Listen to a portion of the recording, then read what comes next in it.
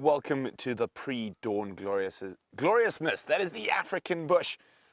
We're out in search of all the wonderful creatures of the African wild. There's been lions roaring overnight, so hopefully they make an appearance. So come join us on the adventure. This is Safari Live. Ready.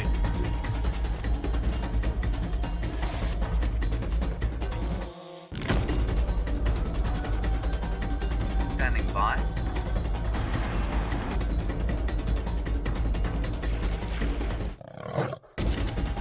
Five, four, three, two, one. You are live, you are live. Welcome to a wonderful adventure here in the middle of the African bush. This is a live safari. And the other morning we had a dark post-apocalyptic sky.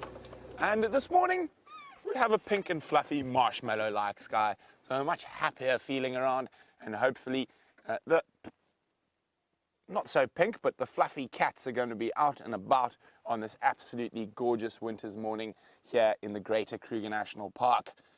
Now James is on the other vehicle with Wiem, and they've headed up to the north. We could hear lions roaring there a short time ago. On camera with me today, of course, is the Thumb, accompanied by Brian Joubert. My name is Brent Leo Smith, and we're going to head down to the east. I've got a hankering for a spotted cat. I've got a feeling the cheetah might appear on Cheetah Plains this sunrise safari. So we're going to meander our way down there. We're obviously going to look for anything else before we get there. So we're just having a quick look through the core area of Queen Karula, the dominant female leopard's territory. And if no luck here, we'll hit the long road to the east. So let's get going, see what wonderful creatures are out and about this morning.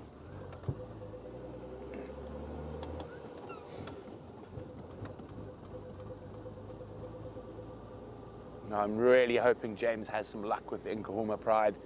And of course, yesterday was one of the most incredible moments for me on Safari Live when the three youngest Nkahuma cubs were introduced to the Pride for the first time. It was absolutely spectacular and very special to be able to witness something that you don't get to witness that often. And I'm hoping James has some fantastic sightings in that area this sunrise safari. I said we're going to have a quick run down to the east. If we get no luck there with either cheetah, the sticks, or any of the resident leopards down there, we will beetle back to the north and work on Djuma a bit more. Now, so far, all I've heard were those lions roaring not so long ago. I'm just having a quick double check for any leopard tracks in this area.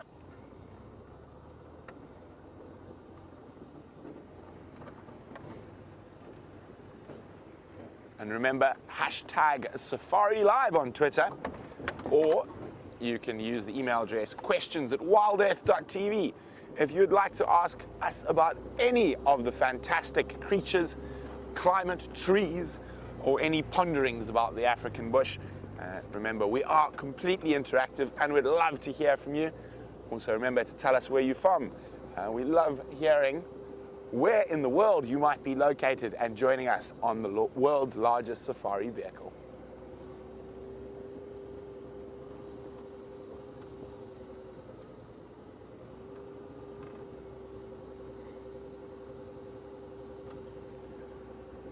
While we start making our way down to the eastern part of the reserve, let's go see how Commander Bond is faring in the north.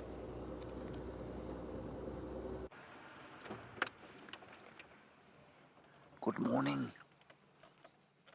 Elephants. We are surrounded by a herd of elephants, everybody. Welcome to this part of the Sunrise Safari. It's marvellous to have you on board with us. My name is James Hendry. On camera today is Wiem Dorenbroek. Hello, Wiem. Wiem is he's still dressed for winter, but it is quite summery today, I must say. It feels like it's probably, I don't know, about 16 degrees, 61 Fahrenheit or so. No scarf this morning, and It's just a glorious day as these gentle clouds float across the dawn sky, and elephants have greeted us here perfectly in the grey dawn. You can see them in the grey vegetation. 100 shades of grey, as opposed to 50. Get it? Yeah? Mm-hmm. Do you get my joke? Yeah. Yes. Now, we're as live as Brent is, which means you must talk to us, please. Hashtag Safari Live. There is a minute elephant. Hashtag Safari Live, questions at wildearth.tv. That is a tiny little thing, everyone. This is a perfect way to start a morning with elephants. They are peaceful at the moment, which is brilliant. They are not angry with us, which is the best. One doesn't want angry elephants in the morning. One doesn't want angry elephants ever, actually. Let's just go and see this little one. I don't want to get too close to this cow here. She's obviously a little bit nervous. She's now moving away slightly from us. And I want to let this fellow, this tuskless fellow, come across before we get in between him and the herd. Now, that tuskless condition is quite interesting, and there are a few elephants in this area that have no tusks. And I wonder, there's a very large female somewhere around here that has no tusks. And I wonder if this chap isn't related to her. And I say that because the condition of not having tusks, of course, is genetic. In the same way that male pattern baldness is genetic, yeah? What is genetic? Male pattern baldness. Yes, I've got that. Yes, Eggsy and I have that. Let's move on and see if we can see this little one. That one's now slightly nervous of us, which we don't really like, but he's okay. Yes. The little one is suckling. Hello, Annie. You want to know if this is Benjamin Button? I don't think so. Let's have a look.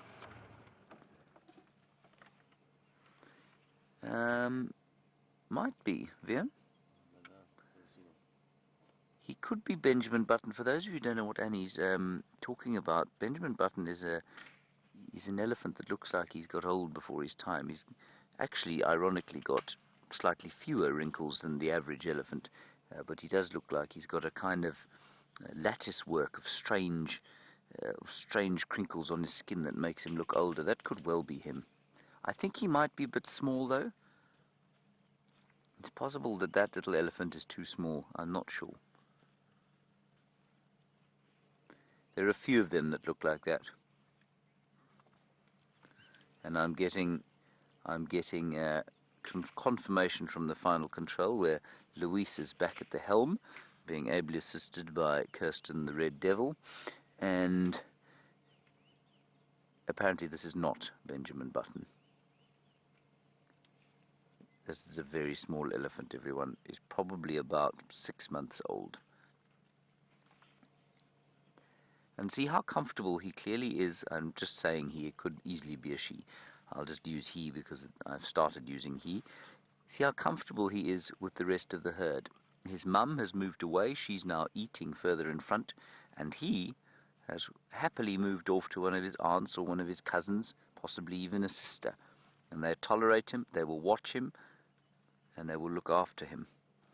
And this is what I think people find so amazingly appealing about elephants. They are so human in that way. They look after the little ones. Well, I mean, there are lots of human societies that don't, I suppose, but we quite like the trait in animals when they look after little ones, especially helpless or the sick and lame and infirm. It's exactly what elephants do. And we tend to feel a great kinship with animals that behave in a similar way to us.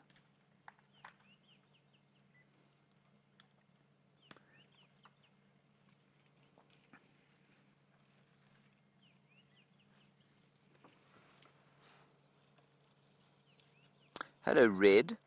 A good question from you about tuskless elephants. I'm just going to move forward here and just see this little one's mum. You say, are tuskless elephants at a disadvantage when they fight compared with their tusked colleagues? Absolutely. It doesn't matter so much for the cows because they don't use their tusks a great deal for fighting. They use them far more for what this cow's using her tusks for eating, for breaking off bark, for trapping bits of vegetation between the tusks and the trunk. But for a bull, yes, most certainly. And while too small ain't too good, too big ain't too good either for fighting. You know those massive tuskers that used to exist in this area, and will certainly do in some places. I think Kenya, Amboseli in Kenya's got a number of, still got some pretty impressive tuskers. You know, those big tusks that drag on the ground sometimes, the elephant's really got to pick his head up to lift them. Those aren't very good for fighting either. Whether they're attractive to females or not, I don't know. But certainly, I would imagine the most effective fighting tusks would be some fairly long, thick ones that stick out at the angle that that cow's tusks stick out. But that, remember, the main function of the tusks, yes, of course, there's a defensive element to it, but most of the time elephants are using them to feed, to peel bark off. Now, one of the animals we have really struggled to find of late is the greatest scavenger in Africa. I'm not talking about the human being, I'm talking about the hyena.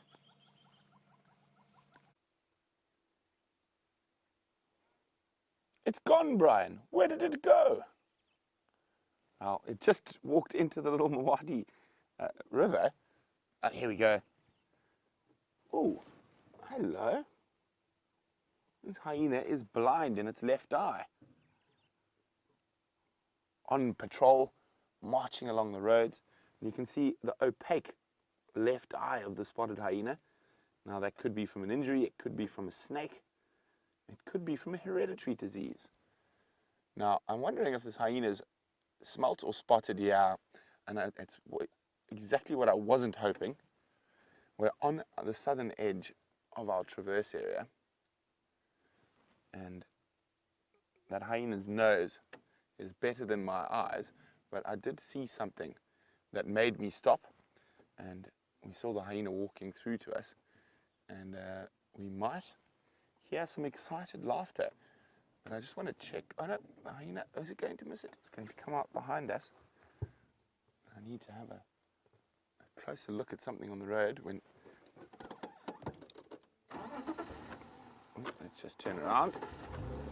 So, as James said, the greatest scavenger in Africa. Now, one of the more interesting and little known facts about the spotted hyena, in certain parts of Africa, lions actually scavenge 50% of their food from hyenas. So a lion is not adverse to getting a free meal and will happily scavenge from any of the other predators. Now, where did Spots go? Last place we saw it was where, Brian? About here. Ah, there.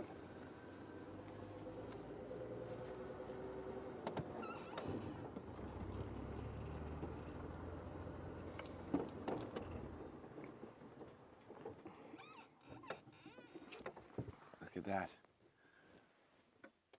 Stopping, listening. Now, I know a lot of our regular viewers know the hyenas very well. And has anyone seen this hyena before with the blind left eye?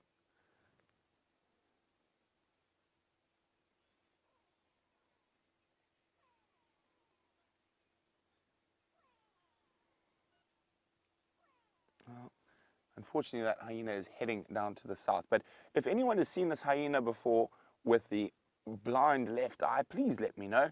Use the hashtag SafariLive on Twitter or send it in by email, questions@wildearth.tv.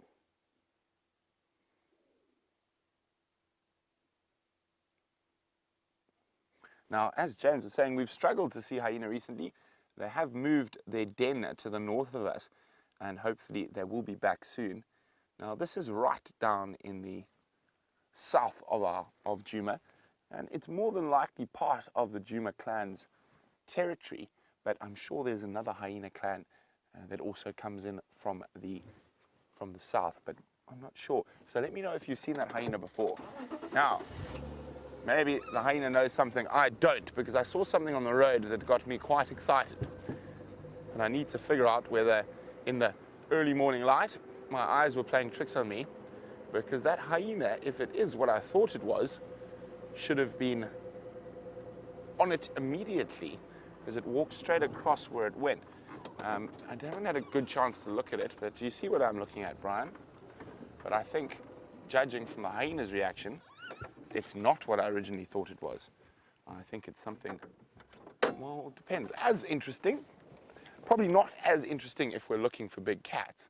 So I initially thought that might be a drag mark, so of a leopard that's caught something and now dragged it across. But now that I can actually have a closer look, it's not at all.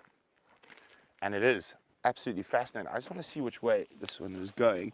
So how I'm looking for which way, whatever this is going, I'm looking for a little stick or a little bit of, or a stone like that, that's been moved. So I can see, unfortunately, this creature was heading to the south. You can just see how that stone's moved a little bit, left a little indentation behind it.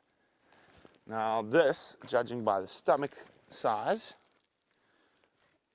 which is about the size of my hand, is probably a good 3.5, 4 meter African rock python. Now sometimes they don't go too far, and if it was going into Djuma, I would track it a bit further, but it is unfortunately leaving our traverse area. But I've seen something that gives me an excuse to cross the boundary. And look, in this little thicket,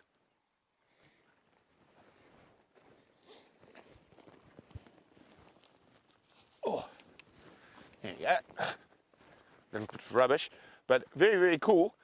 We haven't seen too many snake tracks because it's been winter, but the last little while it's warmed up quite a bit, so we are starting to see snake tracks. I had a snake in the kitchen 2 nights ago at home, which was actually a harmless snake, a little brown house snake, and I'm hoping we're going to start seeing some more snakes as it warms up.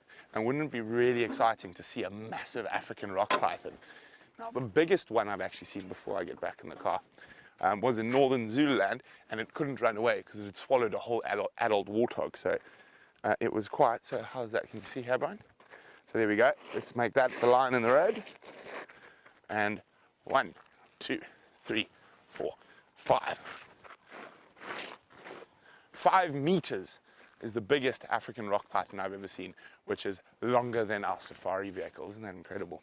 And it was completely full. It had a whole warthog inside it.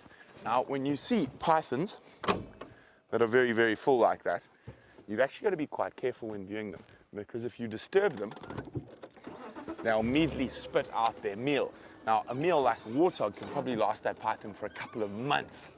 So you don't want them to get rid of their food, so you got to be quite careful when you find a python, or any snake in fact, that's heavily engorged.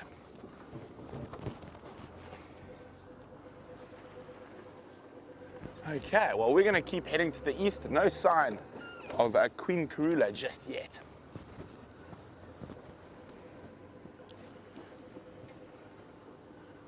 Oh, very, very interesting.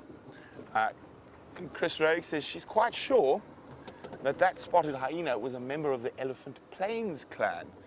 Now, could the reason that we saw that hyena all the way down here mean, or make a bit more sense why our clan is further to the north? Is that massive Elephant Plains clan pushing in on the Djuma clan's territory?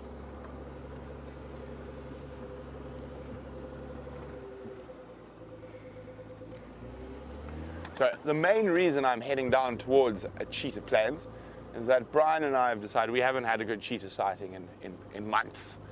And the 2 male cheetah were seen in Torchwood yesterday, but their general direction was south, which is towards cheetah plains. So fingers crossed that the killer bees' luck keeps going.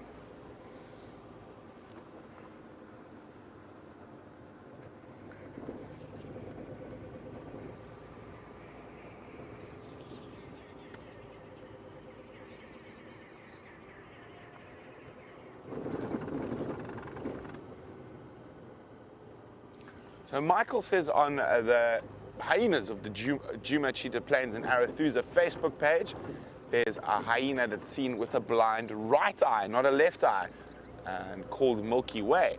Oh, now it's not that uncommon for hyenas as they get older to have or be blind in a single eye. One of the most ferocious and fearsome hyenas I've ever seen in my life, who was the matriarch of a clan of over 90 hyenas in northern Botswana, was completely blind in her one eye and half blind in the other. But she was incredibly aggressive and basically made a living, made her meals by following around our resident wild dog packs up there.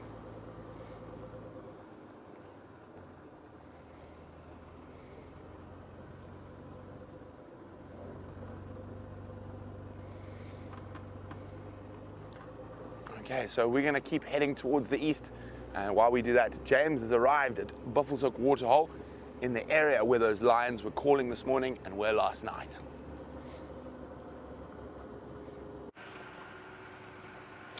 Now we're going to just stop here and have a little bit of a listen and see if the lions have arrived or if they are somewhere around here.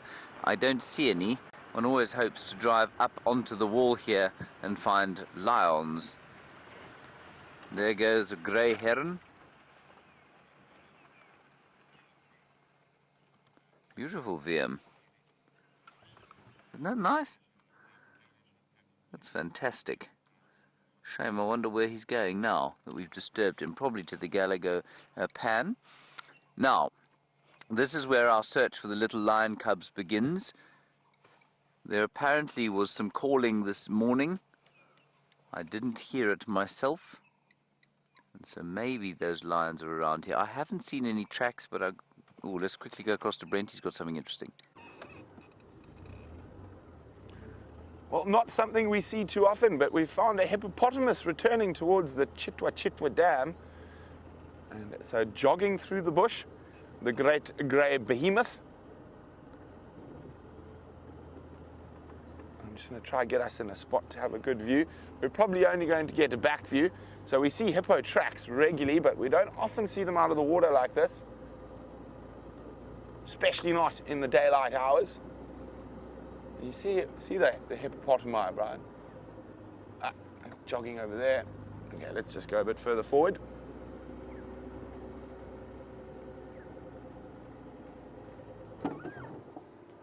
Oh, no gap. There's a gap there. There we go. So there is a large water hole where that hippo is heading, jogging back to. Oh, there goes a big grey bottom. Oh, you're right. Well, nice little interlude on our way. A big hippo jogging. So I just need to be on the game drive radio for a second. Aubrey.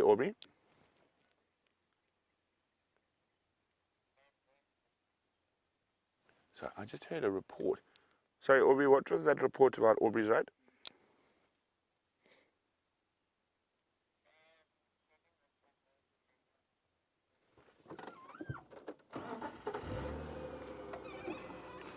Okay, copy. Thanks very much. Okay, so we're going to continue off to the east, and we're about to lose signals. We dip down into the Mulwanini River. So while we do that, let's go back to James, who's in search for the incredible Nkahumas.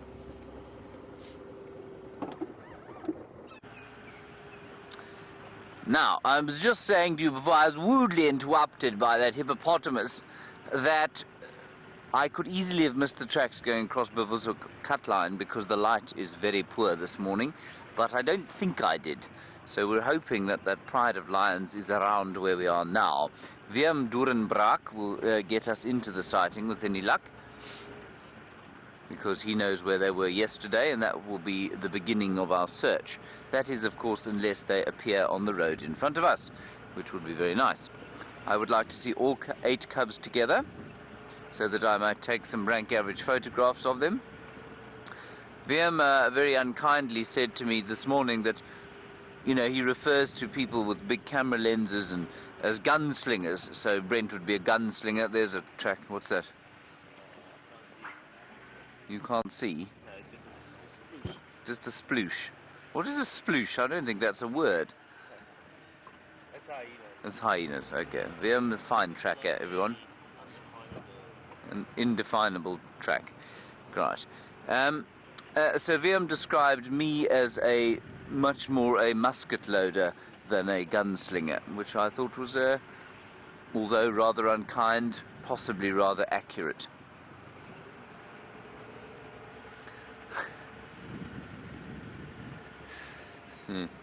Yes. Hang on a second. The chances of them all being here again in the same place, being lions, unless, as VM says, they've murdered something, very remote indeed. I think those are bushes. But there's a bird down there. You see the bird, VM? Go to the right and you will see it. It's a white-crowned shrike. What I'm looking at is not lions, I'm afraid. It is tawny-coloured bushes. There's the white-crowned shrike, everyone. You can see the light not getting any brighter. This bank of cloud is fairly thick, blowing up over us. Anyway, I don't think it's going to bring any rain.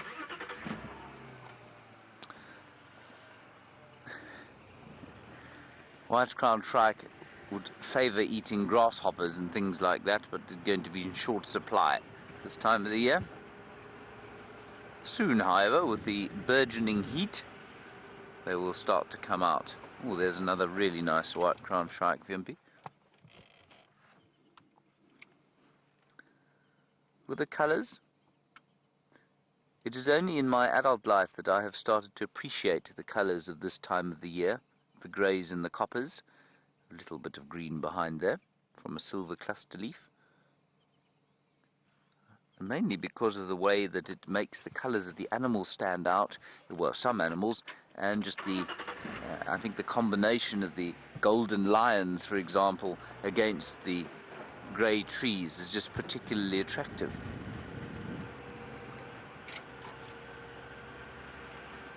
When I was a kid, I used to find this a little bit harsh. But I'm not a kid anymore, am I, VM? No, them days is over. Yes.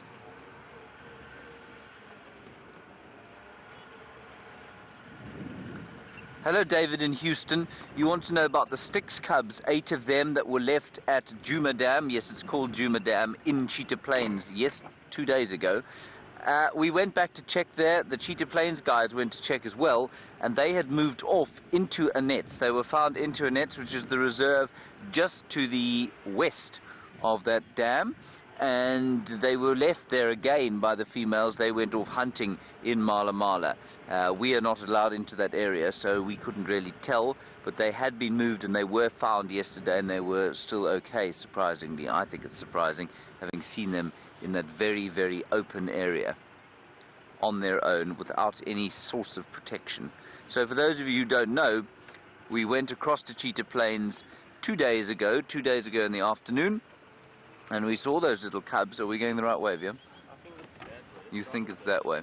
This is Drakensberg. Yeah, the one that's other side of the road. Because there are no tracks here.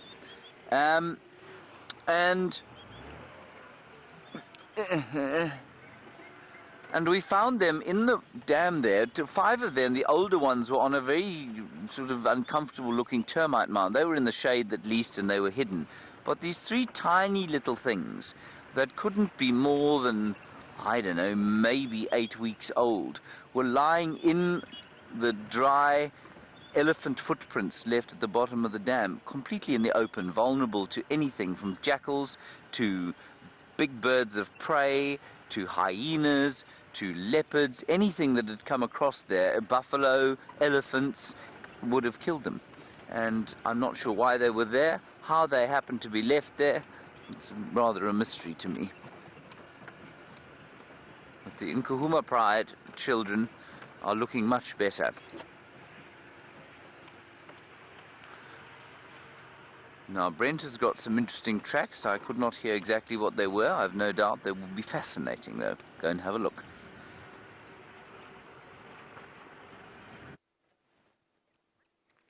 So, after seeing no sign of snakes for many a month, we've now within a couple of kilometers, got two very distinct, very different sets of snake tracks. Now, to guess which species this is very, very difficult. So I knew the python moves in a straight line, it doesn't sidewind. Now, this could be the other snake that moves in a straight line, the puff adder, but from what I can see here, this looks like two snakes, and it looks like they were mating. And you can see they were intertwined, and they've literally all over the road. There's just tracks of these snakes as they've rolled and produced the next litter. So, of course, the snakes will normally bury their eggs, and who knows, maybe we're going to see some baby snakes along Gowrie Main at some point. But I was hoping that this would be quite fresh on top of the car I had just seen, but unfortunately, it doesn't seem to be that. They have been driven over already. But I am listening because mating snakes make a lot of noise. So I was almost hoping to hear the leaves going, but no such luck. I don't know if you heard that, Brian. A little bit.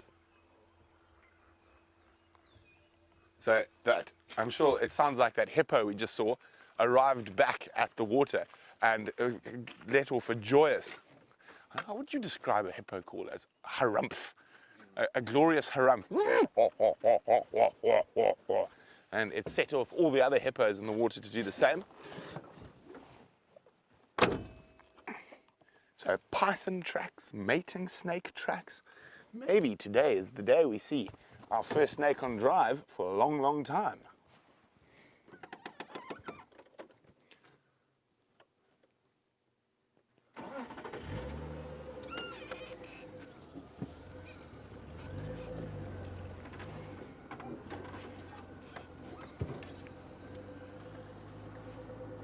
Okay, so we're still on our way towards Cheetah Plains. So far, I haven't heard any updates on the radio. So we've got this incredible canvas to work with.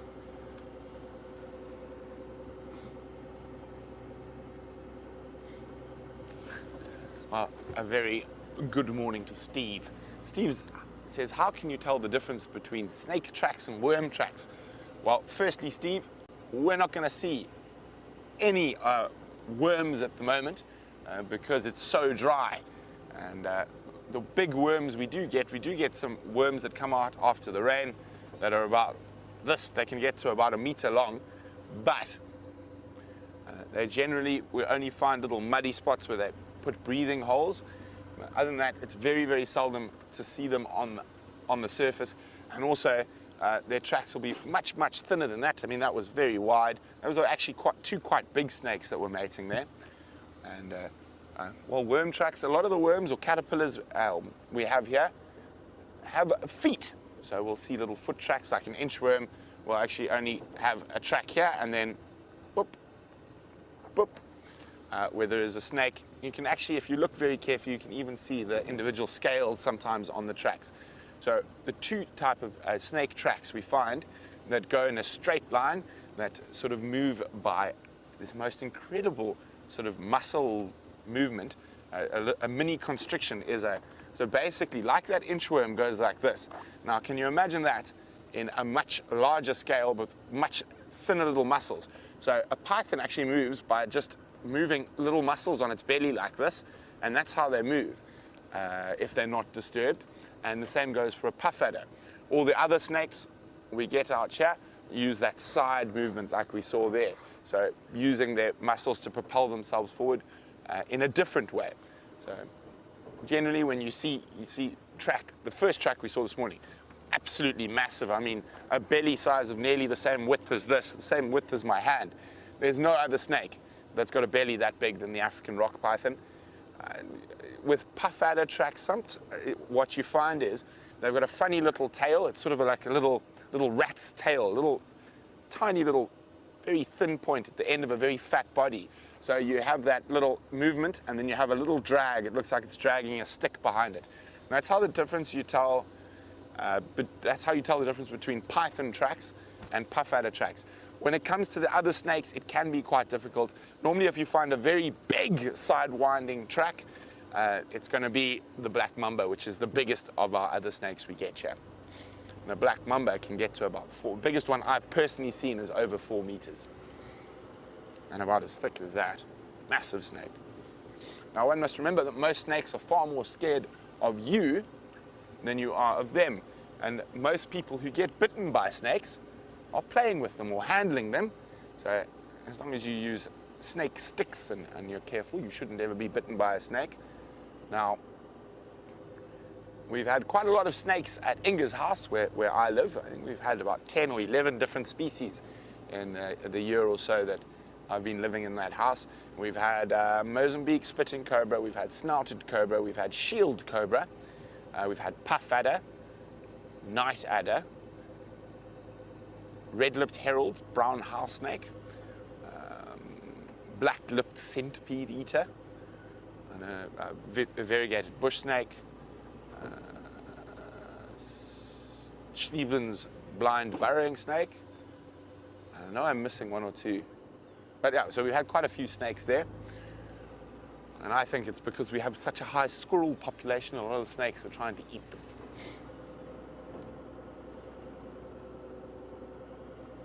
Fortunately, most of those snakes have been in the garden.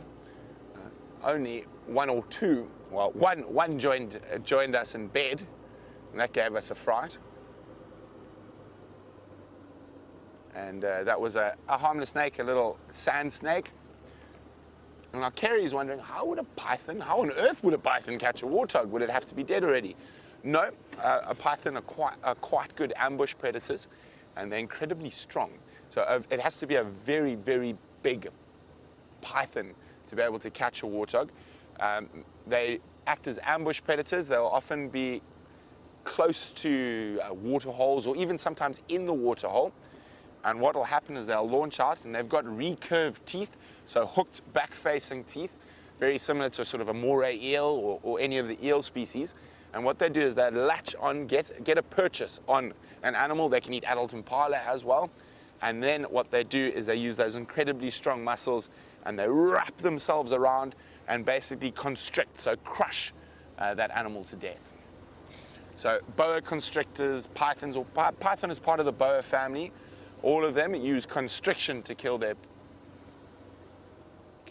prey. Ooh, oh, hyena.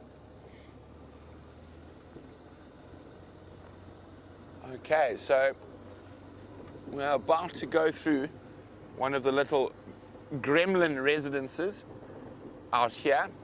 So as we go behind the Cheetah Plains Lodge, we might have a little bit of signal breakup. It has been quite good recently, so we can stick with us for a bit longer, but we're about to arrive on Cheetah Plains.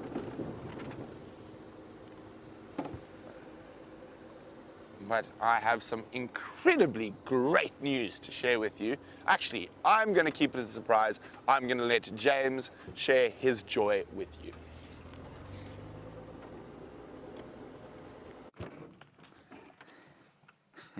Well, we found the lions, everybody. There they are, in exactly the same position as they were yesterday. 1 female and 3 little babies. And we've been driving around trying to get into a position where we can view them properly. And, they've now gone up and out of the drainage line, and we'll have to try and get around to the other side. But how wonderful. I don't know where the rest of the pride is. They're not here. They're on a big kill, says VM. Oh, she's had a big meal. She's looking much fuller than she was yesterday. Okay, I think we're going to try and move now. I've just got to quickly call this in, everyone. Yeah, we're going to have to go around that way, everyone. I think we'll get a nice view from up the top there. Now, Brent has got no signal, so you're going to have to come with us, but that's okay. Stations located, 1 lioness and 3 cubs in the same position from yesterday. 0 out of 5 visual at this stage. That will now result in a major conflagration on the radio.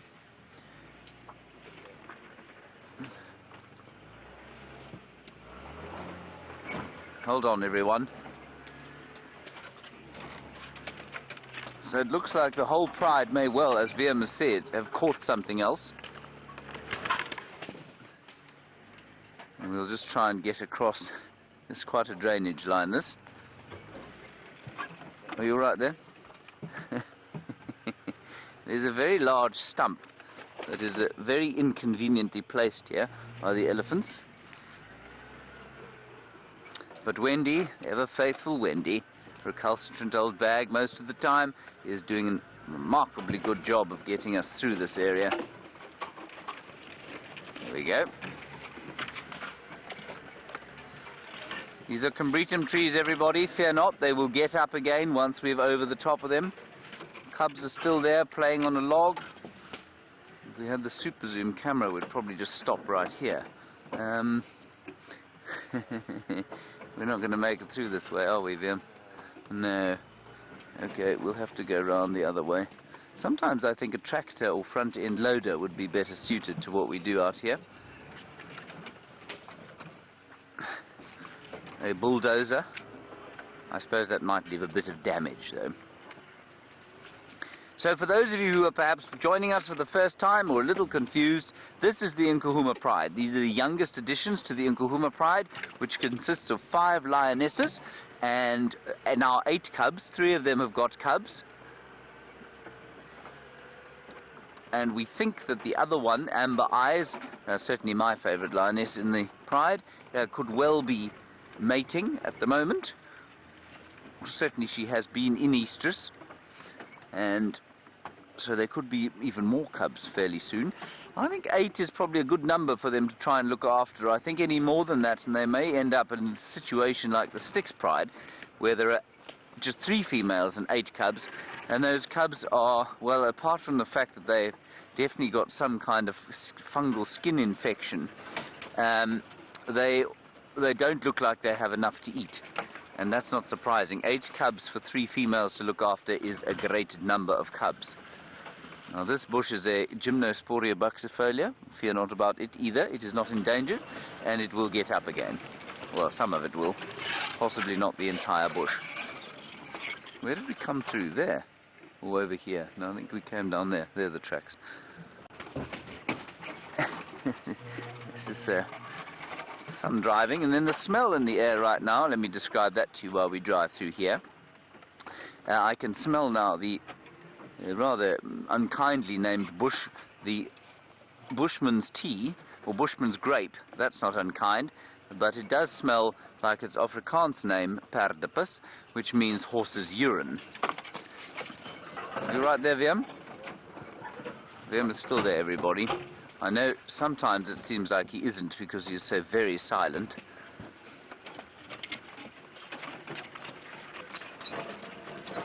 Hello, James Richard. You want to know about the flower called Waltheria and whether it's got an English name. I haven't found an English name for it, James Richard, no, which is strange because it is very common here and everything likes to eat it when it's in flower.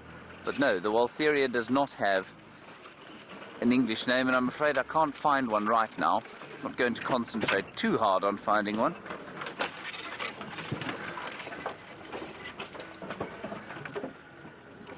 Right. Please excuse the noise, everyone. That is the, well, that's one of the disadvantages of operating in a woodland rather than a grassland. Now, I don't want to get too close to these little things and give them a fright. So we might go onto the road. You still see them, Viam? They're the other side. Ah, there they are. They're right here. They're actually not far. We're going to go straight back out onto the road, everyone. They're right in there. That's great news. This is fantastic. Okay. I'm feeling quite breathless after all of that driving. Hold on, everybody. That was a stick that shot miles into the air.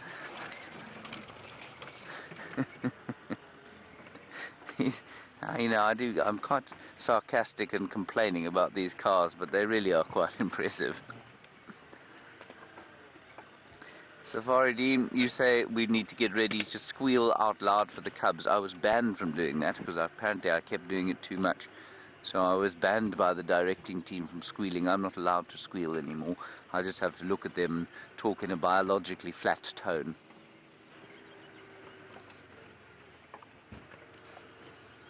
Right, they're just in the shade here.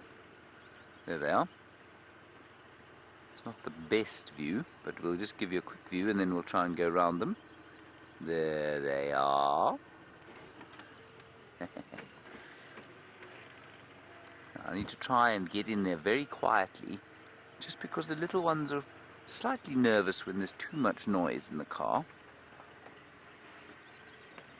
Mum doesn't care. She's used to us, and that's how the cubs will grow up. So they'll stop being nervous very quickly. I do often wonder what on earth she thinks when these vehicles drive around her consistently.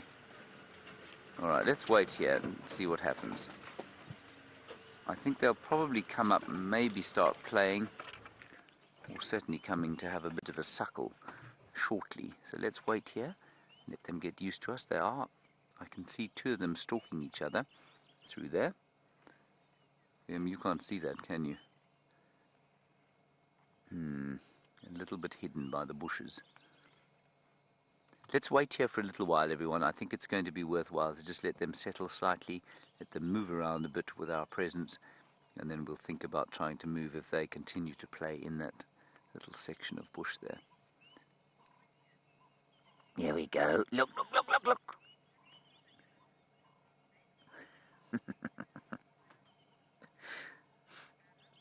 Hello, Misha in Alabama. You're wondering about that little cub with the sort of gammy hip or gammy leg and whether it's recovered or not.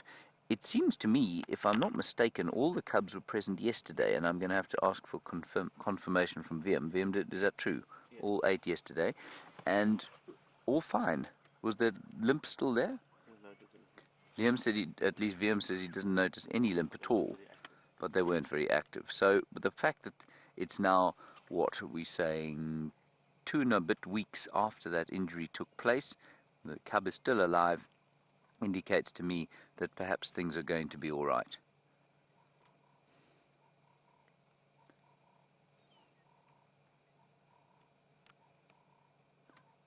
Listen. And she's chewing something called a baboon's tail. She, I say. We know that there's at least one male here and one female. And I'm not sure what the others are at this stage.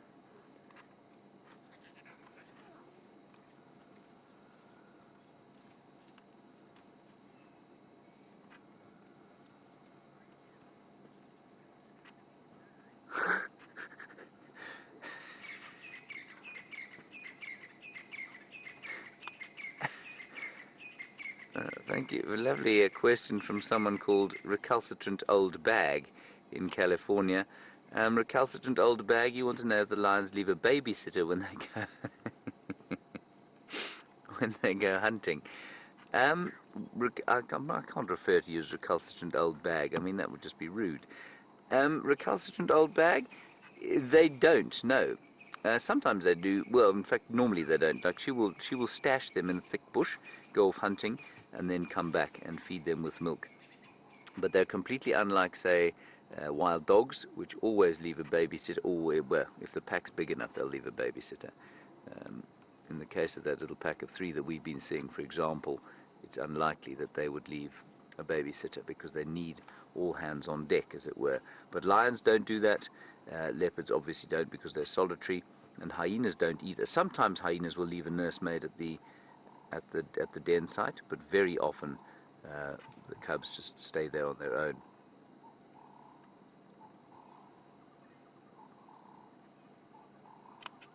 Very sweet. It's not really bright enough for a man of my photography skills today. It'd be easy.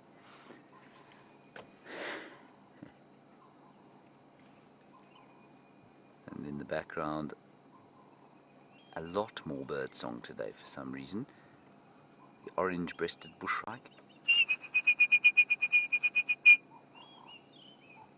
robins, doves, hornbills, francolins,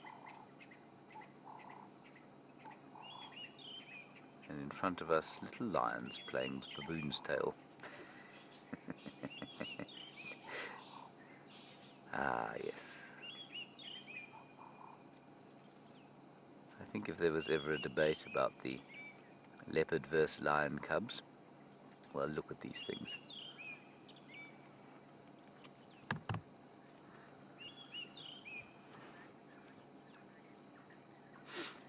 You know, James Richard, I think you're probably absolutely correct when you suggest that a lioness would be reticent about introducing her cubs to the pride if they were on a kill. Yeah, and I think the reason for that, as I'm sure that you've guessed correctly, is that their blood is up. They are ready to fight. They fight each other tremendously over food. They don't share food with each other. And so, yeah, I would say absolutely a lioness would be very reticent to introduce her cubs to a pride during the feeding time.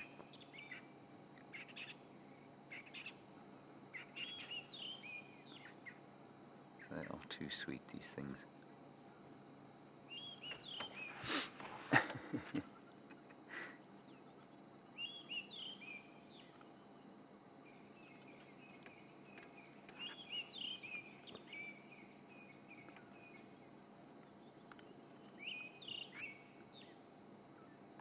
Isn't that sweet?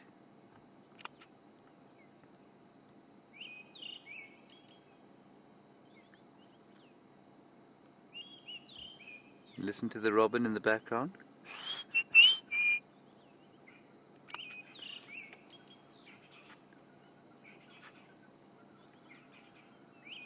Oh, look. Managed to miss that one, Vim.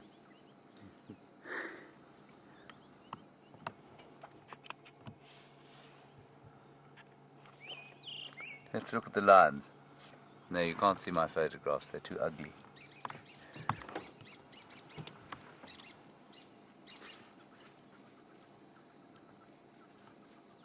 This is fantastic. I don't wish to go anywhere.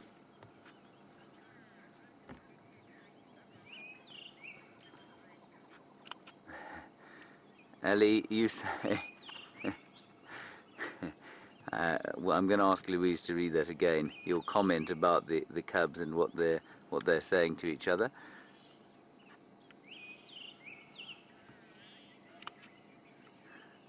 Ah. Grrr, I'm going to get you, tree. I'm a rough and tumble little lion cubby. Well, you are indeed. I'm just going to quickly get on the radio.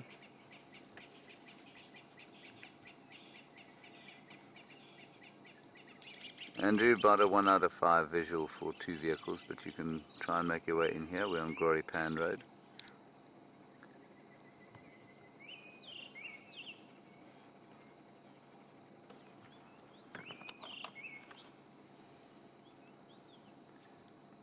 This is very, very special.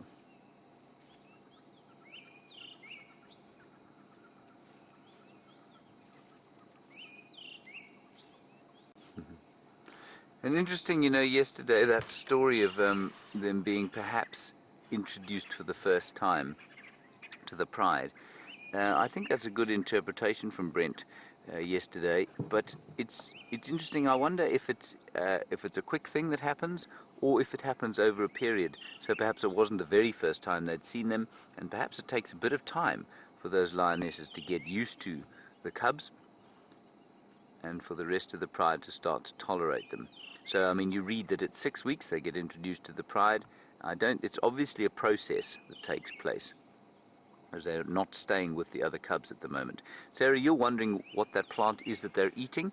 It is something called baboon's tail, or Xerophyta retinervis. Now, yes, very nice. Let's try and move a little bit, except this cub is now stalking us, Vim. Let's just wait 1 sec while the little one stalks us. Look. The other two have decided they're very hungry. And this one is stalking us. He has the look of a young prince, don't you think, Vim? Yes, he's probably a young princess. Except we know the lions, of course, are not real royalty. They're more kind of mafia royalty.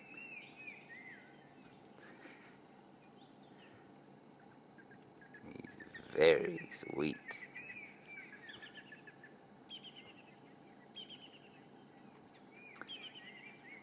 Hello, Marianne. In Arkansas, you're wondering if I've ever tasted the baboon's tail, same as these lions are doing. I have, Marianne. I've absolutely tasted a baboon's tail. They taste like straw.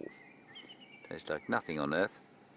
I don't think it's a good idea to eat the tubers, for example, or the leaves. I think they can be quite toxic, but I have definitely tasted the sort of capillary, strawy kind of protuberance that these chaps have been eating.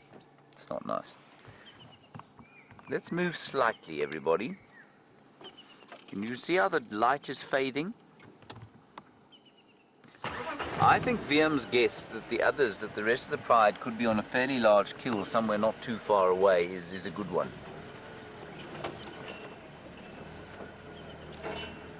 Because there are no tracks going out of the reserve anywhere where we looked this morning. Now, what I want you to appreciate is that as we drive straight like this, they will see, obviously, the bull bars, and they see these two big headlights, and I wonder if they don't perceive them as eyes. So normally you can get pretty close if you're driving sideways, but as soon as you start driving forwards towards animals, they tend to perceive it as slightly more of a threat. I'm just going to ease forward here. They will get used to us again. I'm going to watch Mum's behavior very carefully. Watch out for this tree, everybody. There are no thorns on it.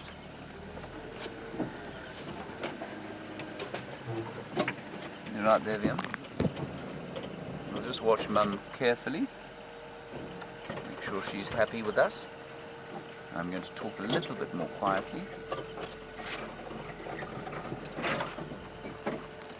She looks fine for now. We want to make sure that we turn away from her now.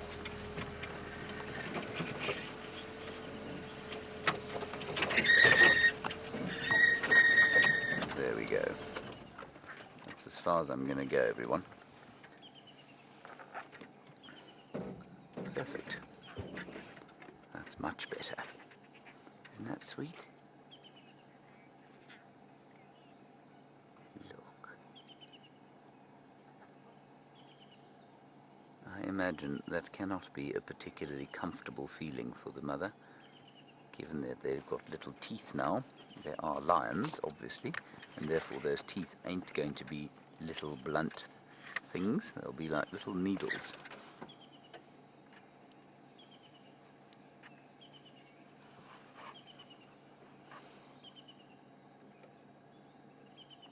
Wonderful stuff.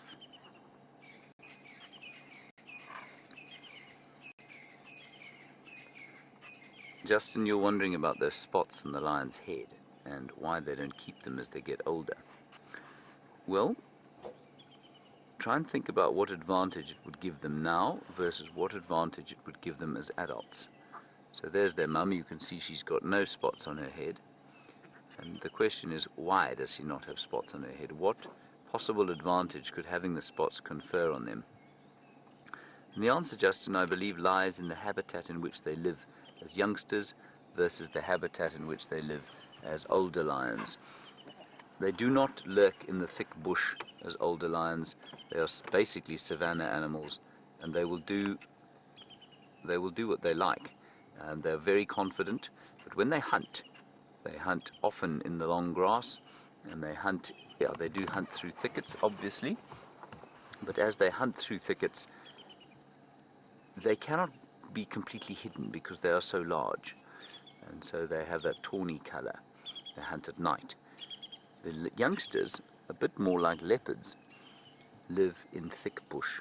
They want to remain completely hidden from sight, and they live in the kind of dappled light of the drainage lines where there are thick bushes and shadows. And that, exactly like for a leopard, is a great color to be. You want to be that sort of spotted color that breaks up your outline, and that's why they've got spots.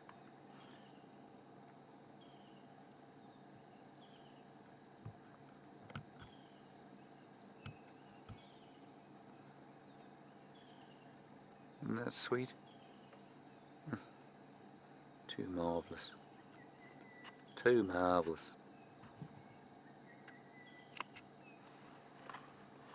Wimpy, would you like me to sneak slightly forward, or are you okay here? there's a big strychnos in the way. There is a big strychnos in the way, Bim. I'll depress the clutch and see if we don't roll forward.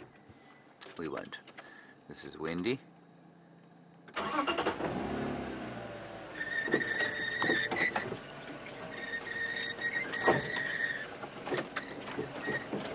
How's that? No, no good.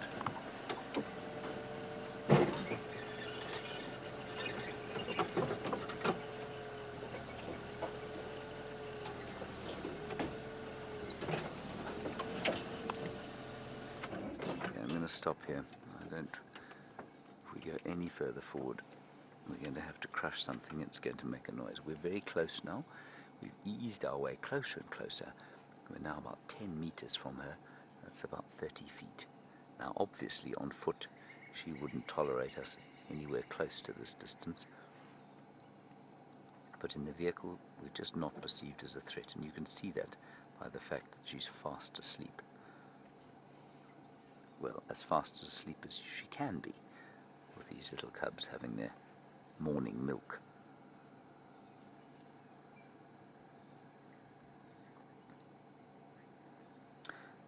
Right, let's head across to the far east at the moment. Brent Leo Smith is currently looking for a Singapore noodle stand in the far east.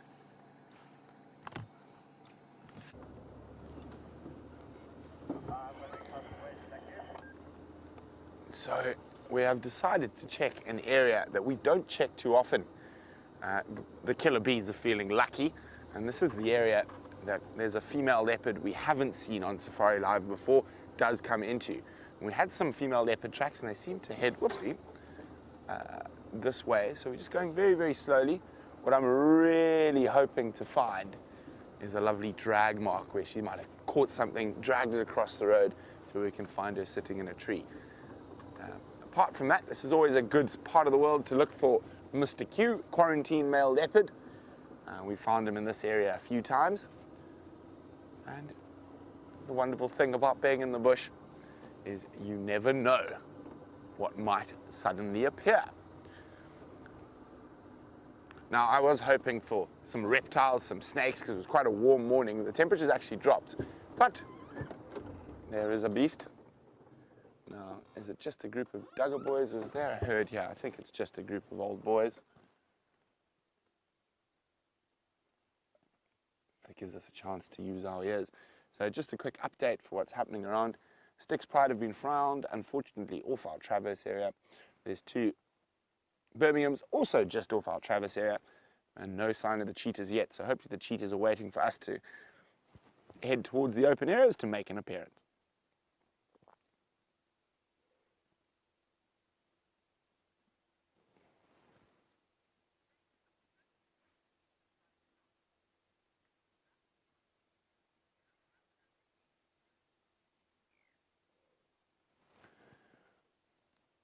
Well, a very, very good morning to Liz. Liz says, are we going to continue the game we started playing on yesterday's Sunset Safari? And it's we will definitely, Liz. So just for those of you who weren't playing, at some point during this morning's Sunrise Safari, I'm going to tell you guys to start tweeting or start emailing as soon as we get 5 emails or 5 tweets saying stop. I have to stop. It doesn't matter where we are. And give 10 interesting facts within an area around the vehicle. So I will mention it. I think I'm going to keep tracking for the next little while, but a little bit later on the safari, we will definitely instill. But quickly across to James.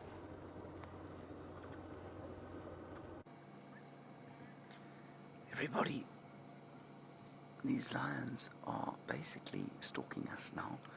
The mother watching carefully. I'm speaking very quietly.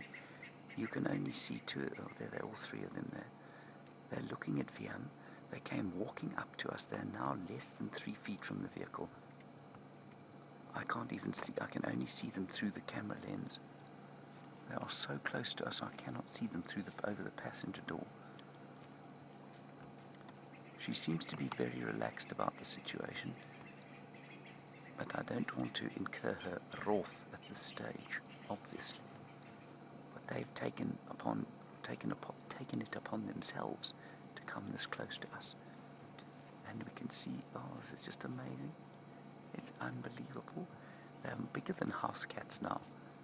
You can see that very clearly now. And what I would like you to take note of is that I said the other day, somebody asked, why don't they approach vehicles like hyena cubs? I said, well, I don't really know. Leopard cubs don't, because leopard adults don't, and leopards aren't as confident. But these chaps have done precisely what I said I didn't know if they would. And they're right close to us now. They've approached us, stalked us. The other little one is now out in front. They've lost interest slightly. The mother is watching us very carefully, so I'm speaking quietly, and VM is making very slow moves on the back with the camera. Nothing sudden about anything we're doing here. We must never forget that things can go, or situations can change extremely fast out here as soon as you start to get complacent about any of this stuff.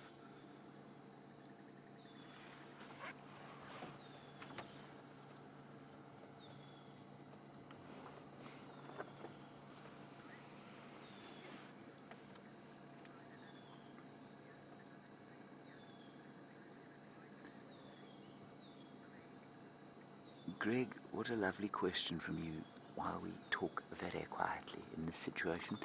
You say, are the vehicles likely to be perceived as another grazing animal by these cats, or as opposed to a sort of bipedal threat? I think one half of that is correct. They don't see us as a bipedal threat, that is clear, because they wouldn't let us get anywhere near as close as this if they were on foot, and they wouldn't approach us if we were on foot. That said, this car doesn't smell like a grazer. It doesn't eat. It comes and sits next to them. A grazer, they would be, a big grazer like a rhino or an elephant, they would move away from. A small grazer, they would eat if it came this close to them. So it's somewhere in between. They don't see us as a threat. They don't see us as something to eat. And it's quite an interesting situation that I'm not sure anyone has very clearly understood. And what's very interesting is, at least, so let's just try and sex them while they're sitting out there like that. One male, one female there, those two. No, it's just the other one we don't know. Greg, what happens, or as a friend of mine said to me once, he said a lion can spot a monkey's ear behind a tree at 100 meters. How on earth can we think that they don't recognize what we are sitting on the back of these cars? And I think that's a very good point. It's just the fact that they don't perceive us in the same way. They just don't perceive us as a threat. And that is because, I think, we're not standing up. It's also because our human scent is to some extent masked by the brake fluid and the transmission fluid and the steering fluid and the engine oil and the gas or petroleum that we're burning in the car. So I think to some extent that's one of the reasons they don't perceive us in the same way. Right, there's a little lioness there who's got the... Oh, no, that's the little lioness there.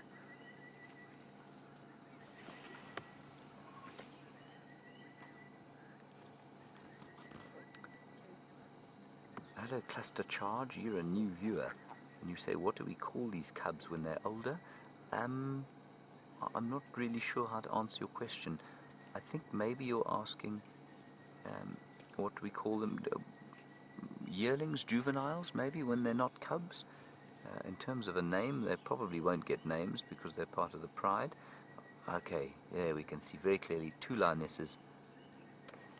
Two lionesses, everybody, one male. So we've got one male and two lionesses. That's quite interesting. Very, very sweet.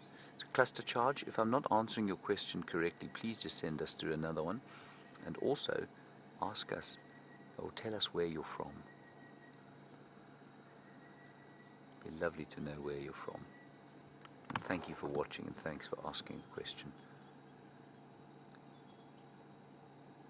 So as far as I could tell everybody, two little females, one little male. And you can actually see quite easily when they lift their tails, very distinct swelling on the male, and obviously not with the females. Or they will be otherwise completely indistinguishable until they're about, well, I don't know, 1.5 to 2 years old. They're so fluffy, and I know some of our younger viewers have asked what it would be like to pick one up and feel them, and I can see the temptation, but there's just been a whole great furore on social media again about cub petting and how it's not a good thing for these lions, and how if ever your kids have the chance to go to a petting zoo and pet lion cubs, or some people bring lion cubs around to schools, it's an appalling thing for conservation. The lions, when they grow up, they turn into very large, very impossible to manage creatures, and that can only bring about one of two fates, neither of which I wish to go into now. So please, although they look so fluffy and they look so sweet, should you ever have an opportunity to suggest to people who have petted them that it isn't a good idea, well, please do that.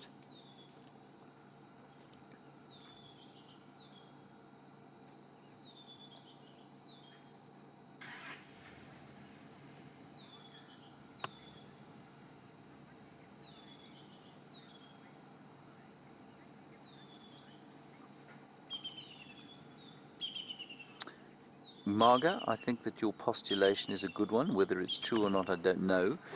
You're in the Netherlands and you say you wonder if they didn't move away from the pride, that this female didn't move away from the pride in order to give them the best chance of having milk, because of course we know that lions cross-suckle, and so there's a good chance that the cubs and the other litters would try and feed from her. Yeah, I think that's well possible. These ones are probably 2 weeks younger than the youngest ones of the other 5, and so I think it's certainly possible that she would have done that, and that's why I was talking about this process of introducing them to the pride. I think it is a process. It's not a once-off sort of thing. But immediately, I mean, these little things we've watched from when they were probably a week old. We saw them for the first time just north of Buffelshoek Dam there, in a drainage line, and they were immobile. Their eyes had just opened. It's been remarkable to watch them grow now. I think we probably think they're about 5 weeks old now. Listen to them now. And their mum very relaxed, which is fantastic. You can probably hear my voice starting to lift slightly as her cubs are no longer underneath the car. It's a good thing, don't you think, Viam? Yep. Can't see them underneath the car. Can't see them underneath the car, no. Well, she spotted or heard something. She's up. And although they look relaxed, these lionesses are so aware all the time.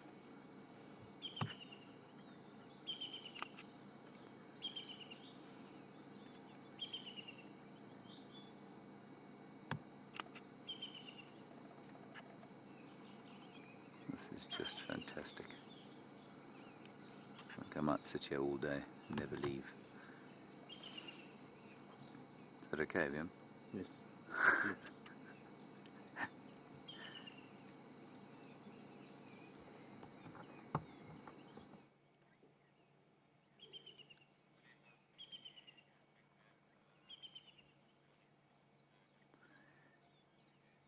Hello, Justin. Sorry, a Game Drive radio communication came as your question was asked. Weesey, can you go again with Justin's question, please?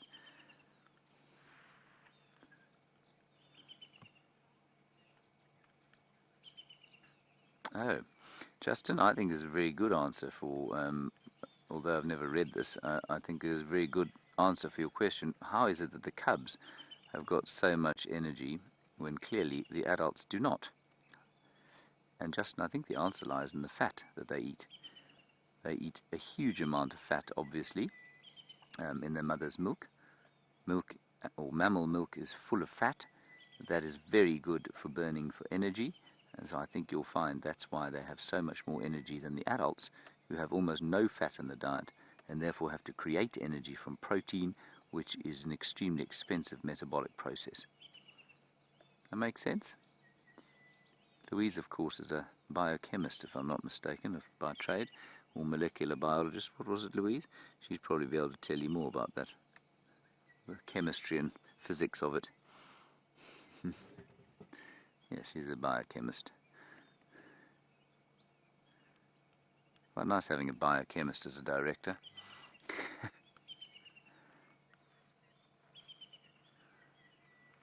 And coming from the biologist who's directing the show, she says she also reckons because it's liquid, it's probably quicker to digest. I think that's a very good postulation as well. Thank you, Louise. Good job. Ask you more from now on. Feel free to answer Justin's questions next time they come through.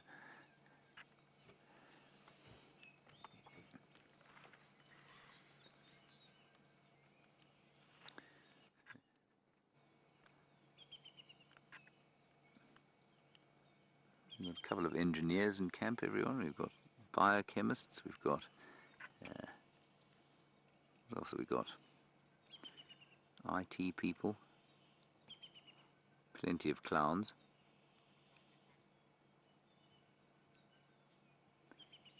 Plenty of clowns. I think we've probably got the greatest number of clowns outside of the professional circus. And can you hear in the background there the brown-hooded kingfisher? Can you see him? He's very close by. Top of that tree. There he is.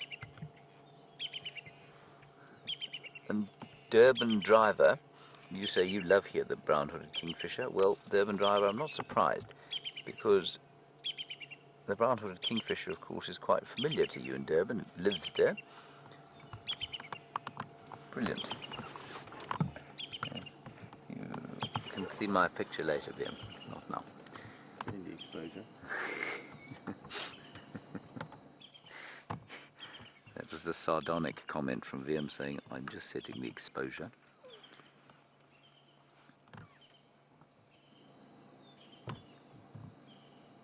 Much more birdsong this morning than I've heard for the last little while. Also Simitable in the background. Such a lovely subtle whistle.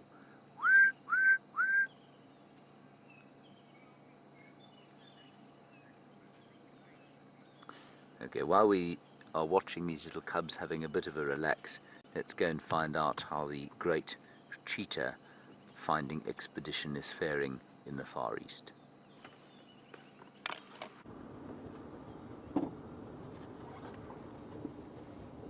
It's not faring very well. That tracks that female leopard went into Mala Mala.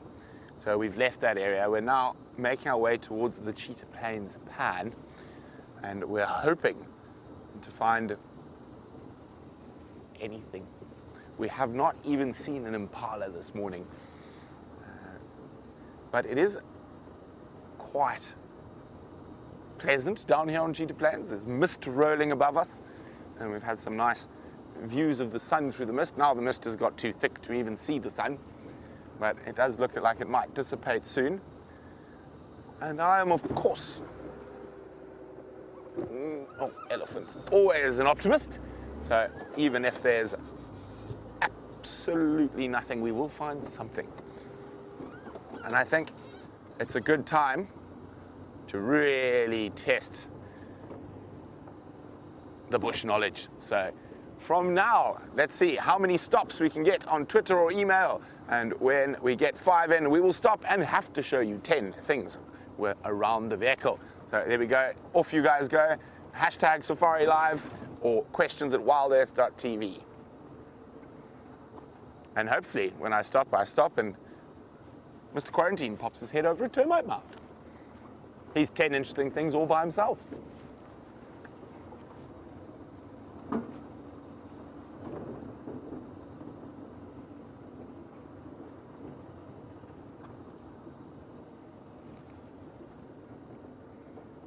Okay, so as we say, it's been a bit quiet on Cheetah Plains. Aha, but it is not quiet now.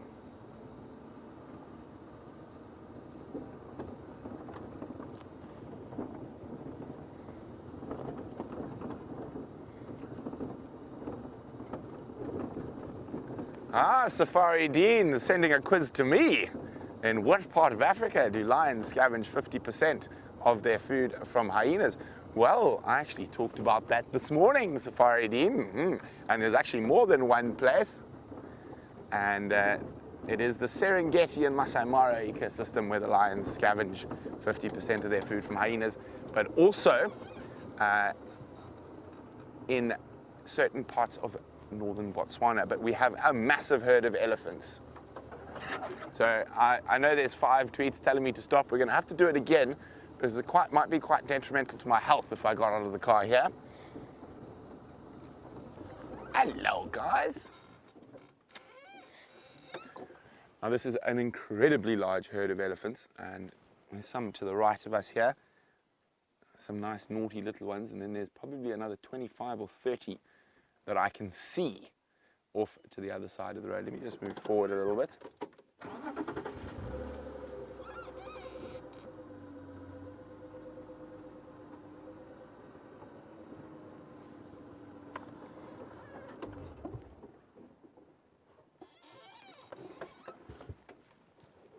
Hello, Ellies.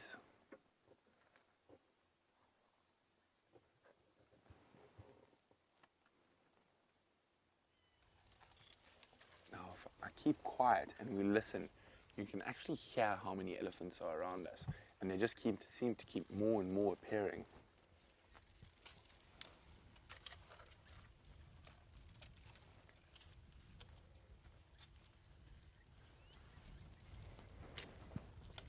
Some little ones, particularly big old cows as well.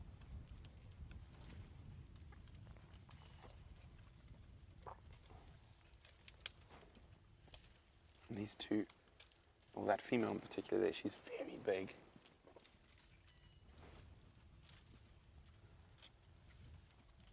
These ellies are not looking in too bad a condition considering the circumstance at the moment. What are you doing, little monster?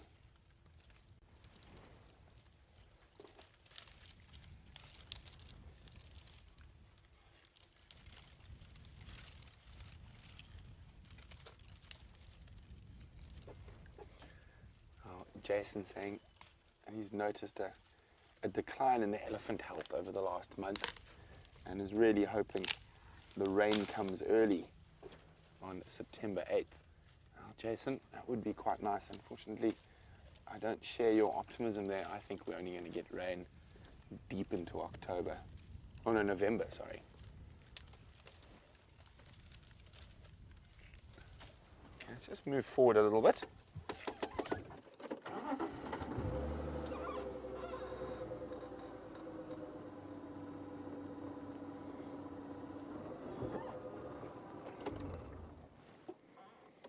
There we go.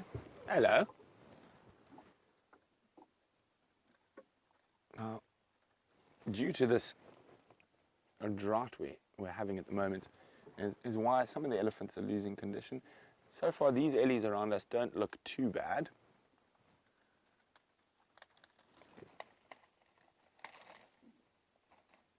Now, look at that. Moving the dead branch to get to the other branches. Now, that is a low-felt milkberry, which is not something we see elephants feed on too often.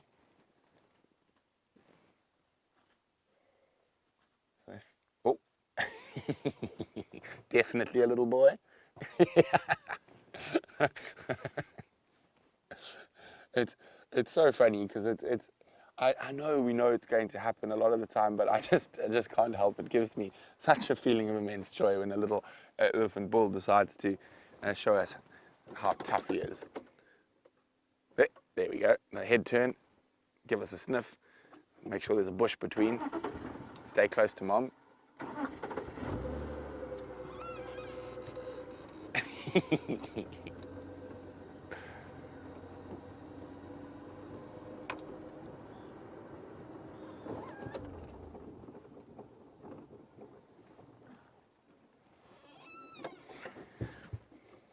He's sniffing around in a little depression there that elephants would have dug out during wetter months, and probably it would have definitely held water. But the reason these ellies look to have dug here, it could be there's some. He's going to throw stuff at us now. One more time, just for fun.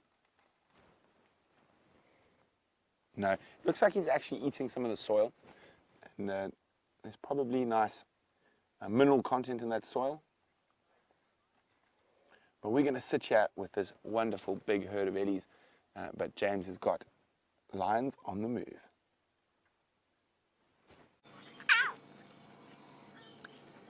Now, the last time the three of them came close, the mother is now standing right next to us, and every time I speak she looks this way. She's looking straight into my eyes, now into Viam's eyes.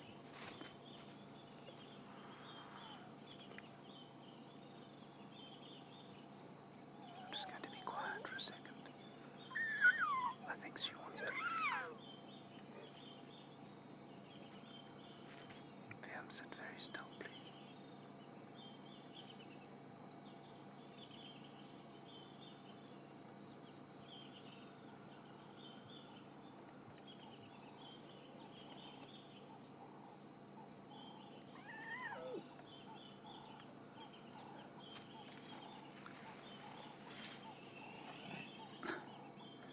I can't see her anymore. Only Viam can see her because she's the other side of the door. She's so close.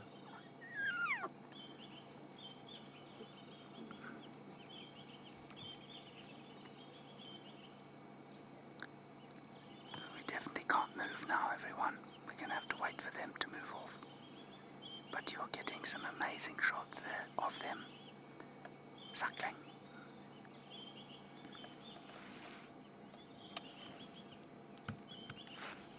One of them has walked around back behind the car. So we are between her and the cub. She's now calling it.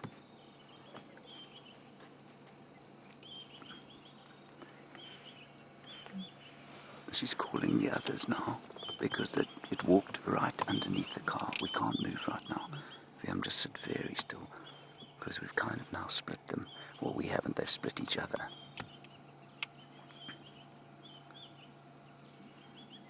So we're going to sit very still. That little one is now trying to find Mum.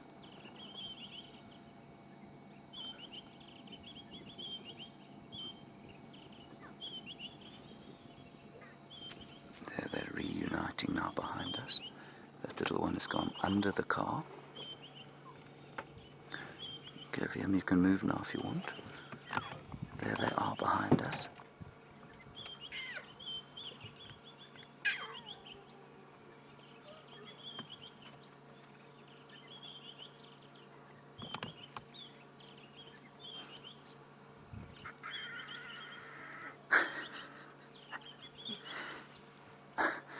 I have to tell you, I feel some sense of relief that they're all behind us now, or reunited certainly. Oh.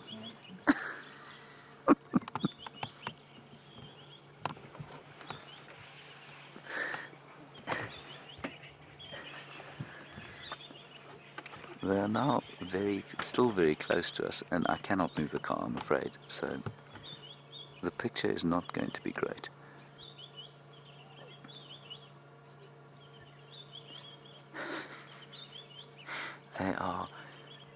She is about 3 feet from the back tire, and the cubs are now all with her, obviously, and looking at us and proving again that, a little bit like hyenas, they are rather fascinated by the presence of a vehicle.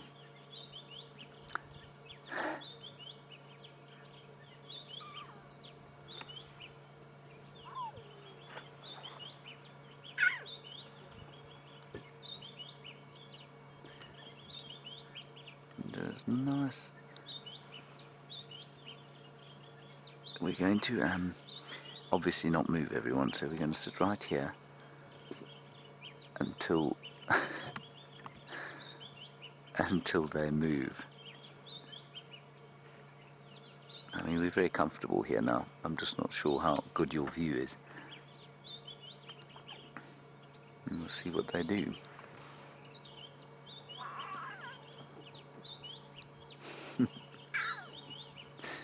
You can hear them calling at each other. Ow!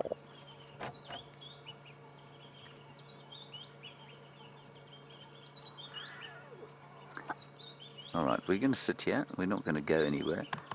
We're going to go back across to Brent and the elephants at Cheetah Plains, and we'll keep you posted.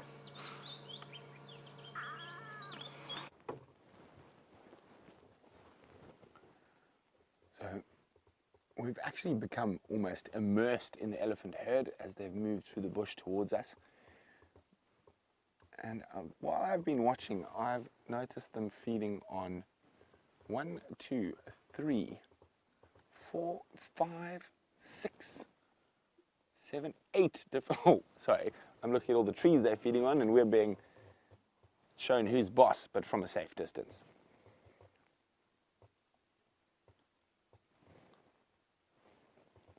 So 8 different species, and that's without looking too carefully. So their diet has become much broader because of the drought, and they are eating stuff that sometimes they wouldn't normally eat. And they are slowly making their way down towards the Cheetah Plains pan. So I'm hoping they're going to go there for a drink a little later. But they are moving very slowly and feeding as they go, so they don't quite have the water walk yet. So we could count 21 elephants, but there's a few we missed. And they just seem to keep coming out of the bush. There's the little one that is feeding off a sickle bush, or sometimes known in the safari world as the flat tire tree.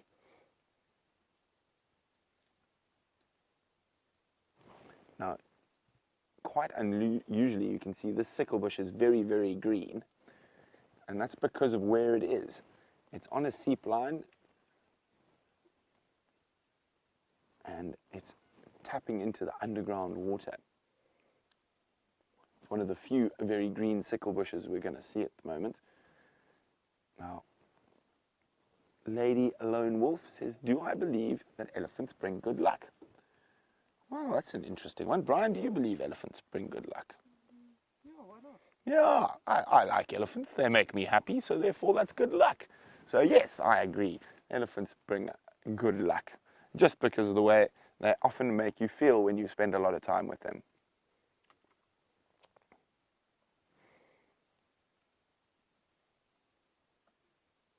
Now, whether they bring good cheetah luck is another discussion altogether. We hope so. Let's just leave it at that.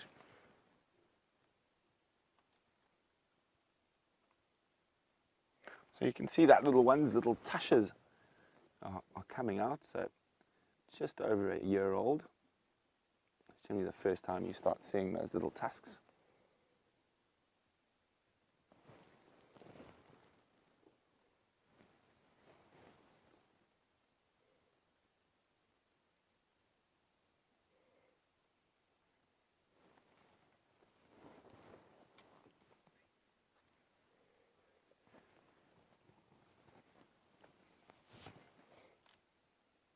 Hi, Helena. Now, Helena's wondering if any of the rangers or guides, so I assume you're referring to us, Helena, have ever seen a live elephant birth. I've been lucky enough, I've seen 4 or 5 different live elephant births.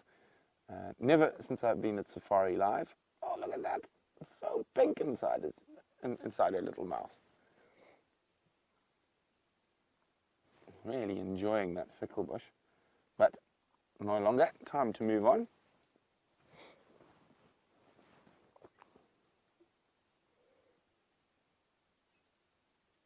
Oh, here comes trouble, Brian. There's a little gang of young bulls, not quite teenagers, pre-teens, that seem to be full of the joy of life on this cool morning, chasing each other about through the Terminalia or silver clusterleaf woodland. Let's just move a little bit further forward.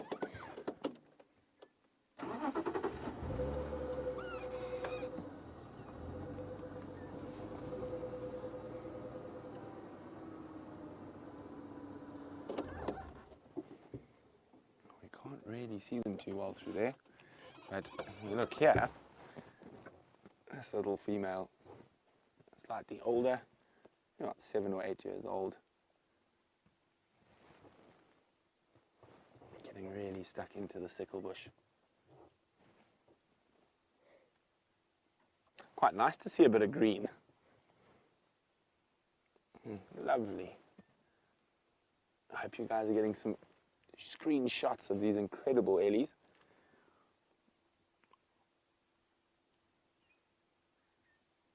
Hello, little madam. Hungry girl.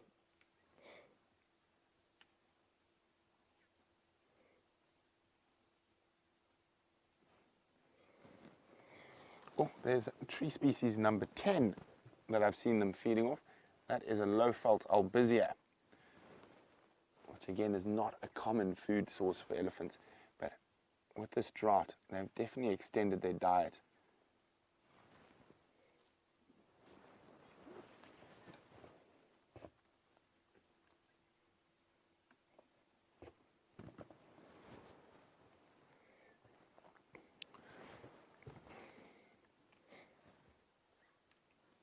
Disappearing into the weeping wattle. Angel's wondering how much water does an elephant need to drink each day. A big elephant bull, Angel, will, oh, good break. Will, I'm going to carry it with us. Will drink up to 120 liters, about 200, I can't remember gallons now. And 30 odd gallons of water a day for a big elephant bull, and females and smaller elephants a bit less.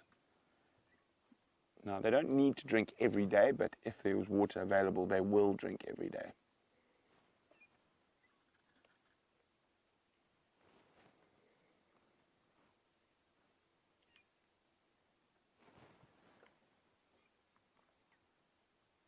Now, some of these front-running elephants are starting to make their way down towards the first of the large open areas.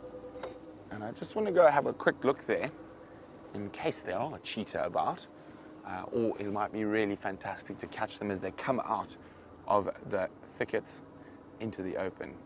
Hello, little one.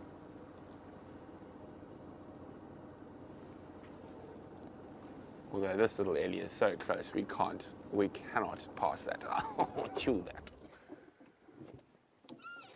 Now that ellie is probably about 7 foot from us, completely taking no regard of us while removing the bark from the weeping wattle.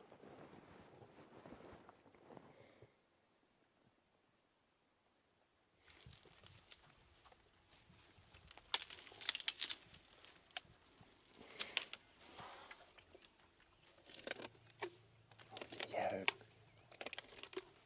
crunching as she turns that branch in her mouth to remove the bark.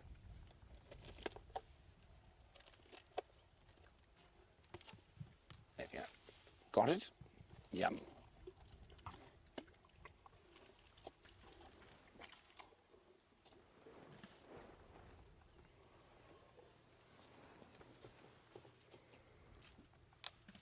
You can see how incredibly dexterous they are with their trunk. Look how she's choosing that specific piece that she's loosened with her teeth.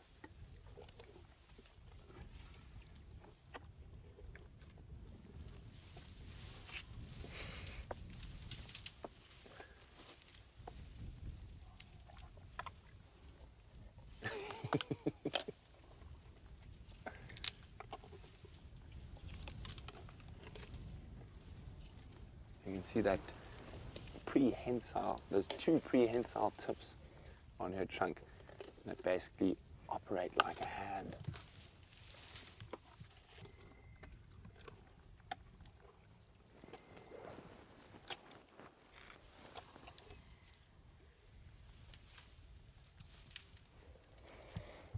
Now, Aubrey, who's 18, says, what's wrong with the skin on her head? It seems discolored. Well, if we have a closer look there,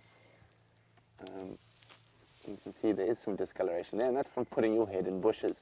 So it's just transference or rub off from whatever she's been feeding off. Looks like she might have scratched her head against one of the terminalias that's got a bit of lichen on it, and that's the discoloration. So there's nothing wrong whatsoever.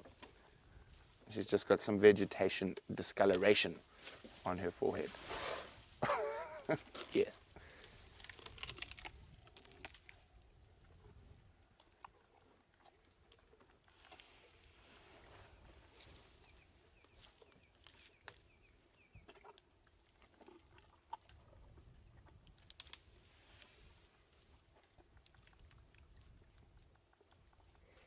It's incredible to just sit quietly with elephants and just watch those minute little movements. If we look at their trunk a bit more carefully and that concertina effect it has, I always find it fascinating when you close to elephants to watch it carefully as those wrinkles get bigger or smaller as they maneuver it around.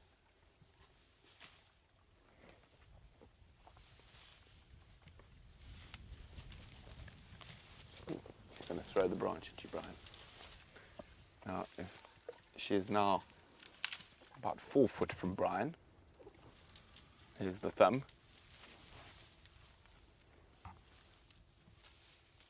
Isn't this just amazing? Isn't it so special that she feels absolutely no threat from us whatsoever?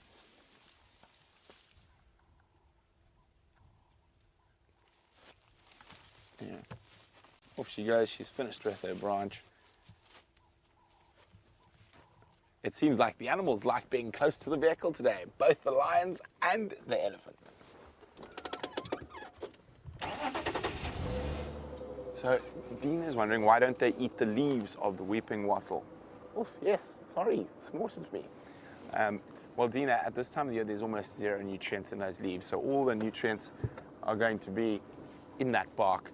And particularly on the sort of younger branches, that the tree is putting more effort to pump nutrients into so they can grow more. And also, with most elephants, mostly eat less leaves than the actual bark itself from the tree. So there's far more nutrients, and for the amount of effort it would take to eat the same amount of nutrients and from the leaves, they'd probably have to eat 10 times the weight of what they have to do in bark, and obviously 10 times the effort.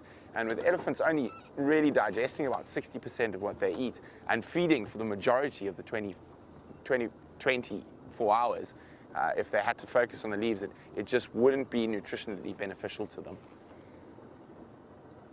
So I said, we're going to leave those ellies. They're slowly moving their way down towards the Cheetah Plains waterhole. I think they're probably going to get there in about 20 minutes or so, 25 minutes. So we're going to head now and see if those cheetah have possibly crossed down around the big open areas.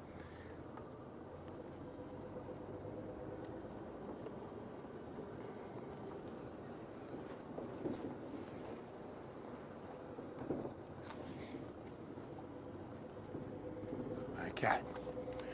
So, elephants bring good luck. Let's see if they bring us good cheetah luck. They definitely bring us bad road luck, and they tend to like to make us reorganize our routes. As you can see, there we go, a tree across the road, and an elephant is definitely the culprit, but fortunately there's a spot we can just squeeze around.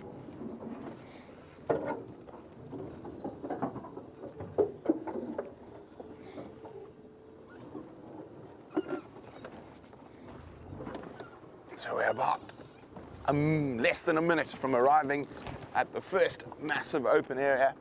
So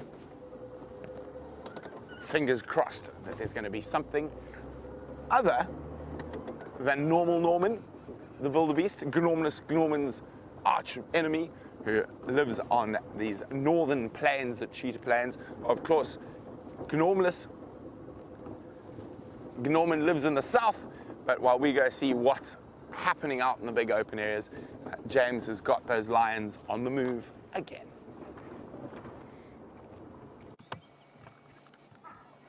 Well, they're not moving, everyone, and the reason you haven't seen us for a while is that we couldn't move. We simply were unable to move. Then she moved a little bit away.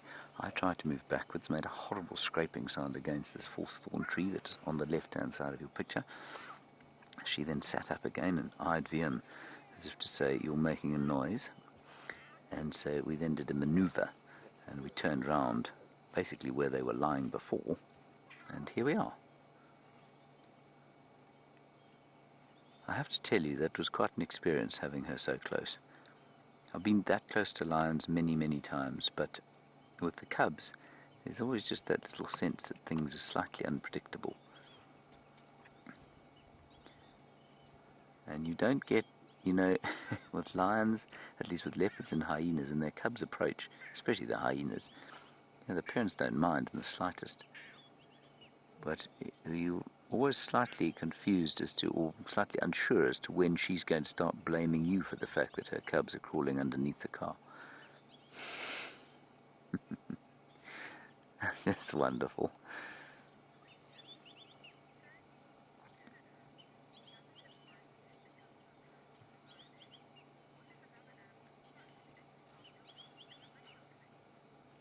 Yeah, Sandy, it's a very valid question. You say, am I not slightly worried being so close to them? Let's see where she takes them now. Given that, what happens if another animal came past here and we were in the middle of them, would that not be a problem? It certainly can be, Sandy, and that's why we watch carefully all the time. And Herbert was telling me the story the other day of when he was a tracker, and he had a young ranger come in from town and got into the middle of a lion hunt. They were hunting some nyala. He said, "Get out of here," and she didn't listen, and they had a horrible experience where the lions caught the nyala but right next to the vehicle. And when their blood's up like that, it can be a problem. That can be quite nerve-wracking, and they can suddenly see you. It's highly unlikely, but it's possible that they will then see you as a threat. And you've got to be careful. It's highly unlikely they're ever going to jump onto the vehicle, but it's not completely out of the realms of possibility. And let's see where she takes them now. We're definitely going to give her a bit of space as she moves with them. Isn't that sweet? Look how perfectly colored they are now. And she's talking to them all the time. She keeps going, ooh, ooh, ooh, ooh, ooh, ooh. Now, on Torchwood, which is not far from here at all, there are 6 lionesses and a male lion eating a buffalo. Who, how, where, goodness knows.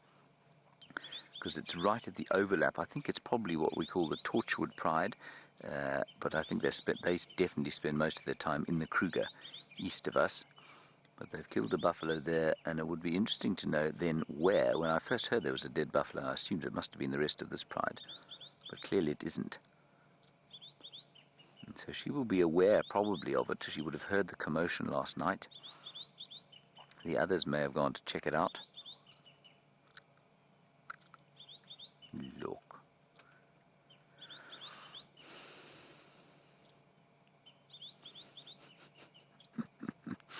You kind of forget, when you don't have the cubs for a long time. We've had leopard cubs and lion cubs now for the last, couple of months. And you forget what a tremendous privilege this is and how it doesn't happen all the time. And as I say that, a bit of moisture is starting to drip from the sky. Be interested to know what the weather report is like on Cheetah Plains, which is slightly sort of further along where this weather is coming from.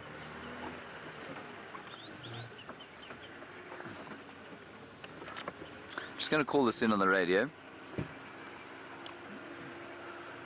The stations, this lioness and her cubs have now come out of the thick bush and they're mobile towards Buffelshoek Dam or towards Hippo Pools Road from Gwaripan. Anna-Marie, you've got a comment. It's coming through now from Wisi.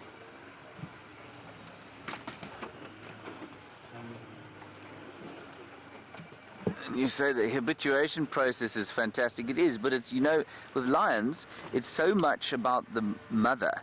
It's much more about the mother than it is about us. It's about her habituating them to us rather than the other way around. Last station, who are you calling?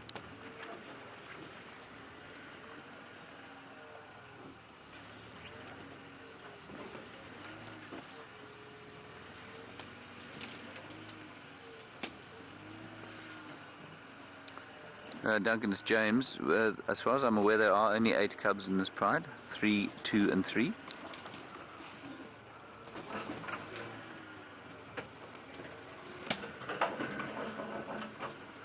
Does that make sense?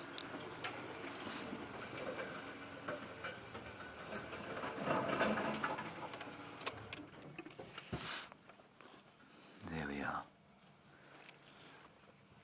No, they're definitely 2 litters, one of 3, one of 2, and then this new one of 3. I think I'm 99.9% sure that's what this case is.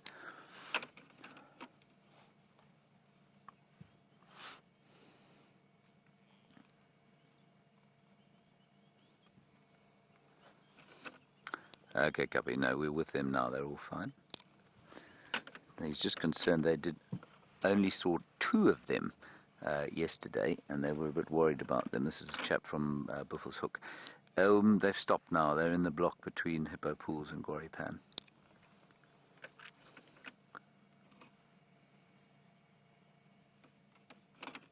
Copy that. I'll give you last position. So I don't know what she's doing here. I'm not sure why she would have moved out of that thick stuff. Perhaps the rest of the pride is not far from here. It wouldn't surprise me.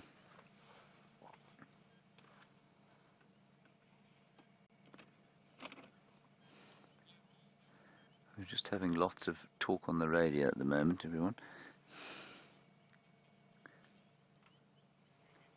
Look at that. Playing on a termite mound. Termite mound, an ideal little spot for playing.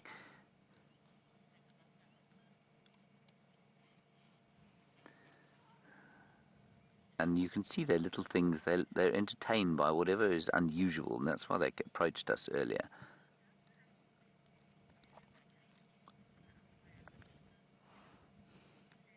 Sarah in Washington, a very nice question from you about whether or not the fact that they're so relaxed about us puts them at a higher risk from poachers.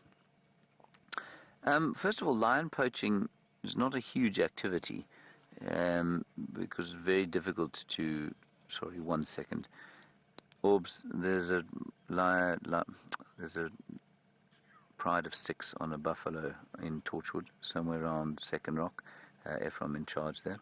These 3 from Goripan mobile now towards Hippo Pools Road.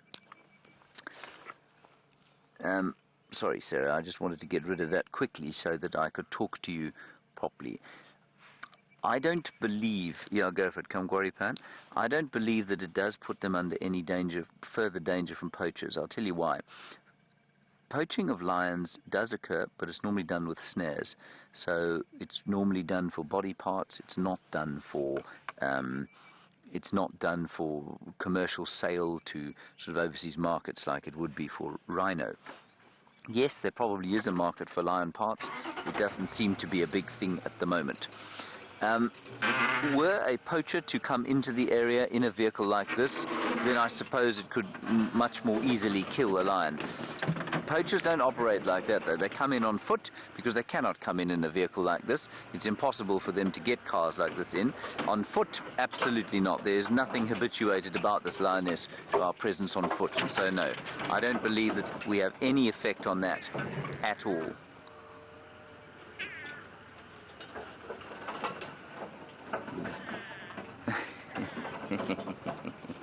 I love the sound they make.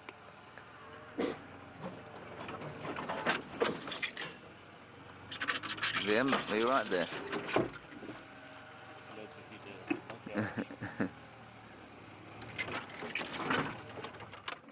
Hello, Ali. You say this mama lion is so proud of her cubs.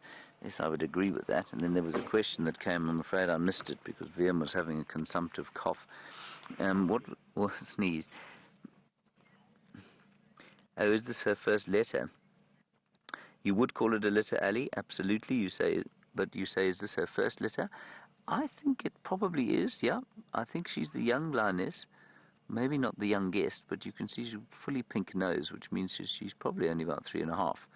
So I would think this is probably her first litter.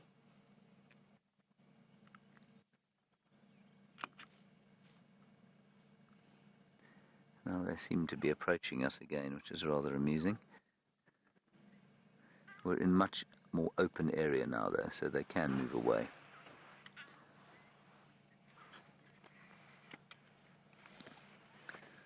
Gee whiz. Sorry, one sec, Michael. This is fascinating information. Just keep coming on Gwaripan Orbs. You'll get us visual. Michael, you say at one stage, before the Mapocho arrived, the Nkuhuma Pride consisted of, if I've got your numbers correctly, 15 lionesses and 21 cubs. Is that correct? 13 lionesses and 21 cubs. And then the Mapocho males arrived, and they were a vicious bunch of males that came in here. Didn't last long, actually. Lasted about maybe 2 years. It was 5 to start with. And they killed a lot of lions around here. They created a massive, massive upheaval. And I don't know what they decimated this pride to, but they decimated many prides around the Sabi Sand before they were eventually tossed out by the Majingelan coalition, who still operates. They've been quite long-lived. They operate there in the south and the west of the reserve.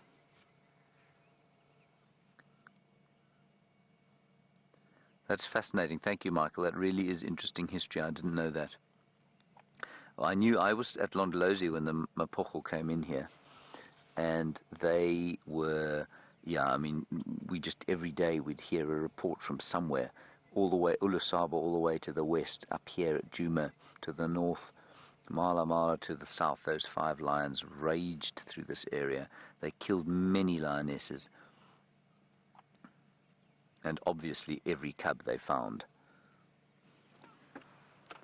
I think that's the little male walking off there.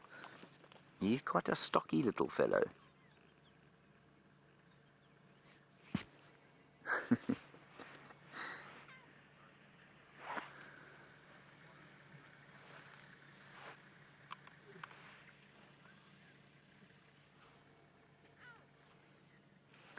This is just brilliant.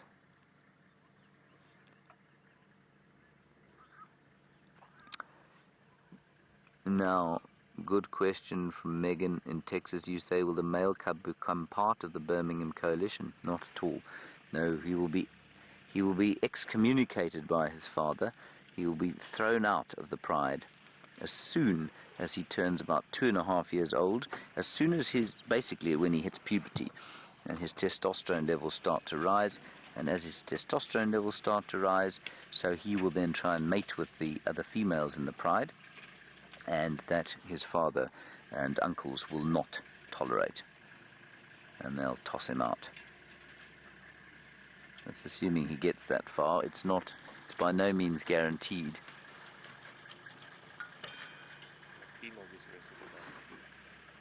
What was that? The female just wrestled him off, says VM. Good point. I'm just going to move forward so that Aubrey can get in here.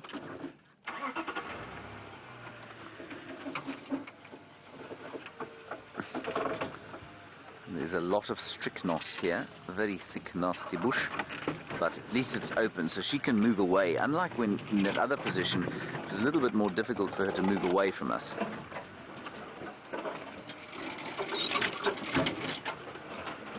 Horrid noise.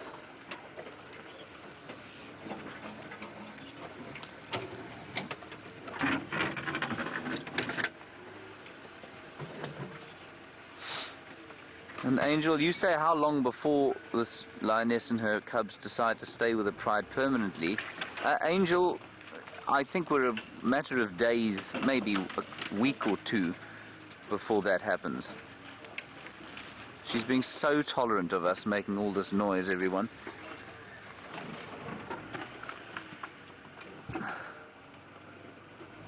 Say when, VMP. Is that right?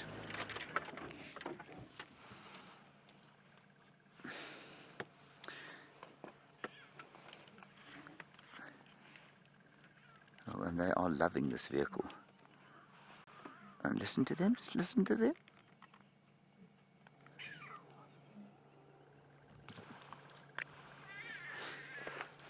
It's my best sound. They're so cross.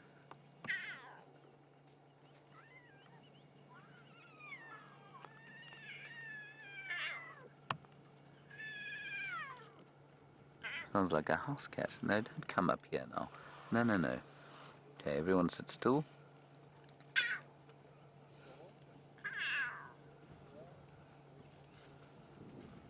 They're now very, very close again. This is not really what I wanted. Let's just sit very still. They've gone around the other side of us. No, now in front of us. See, she doesn't like it when they get that close.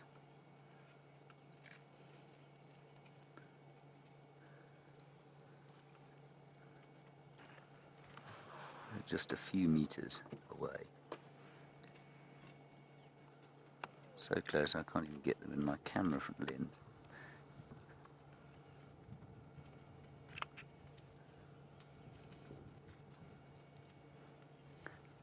There she goes. Isn't this amazing?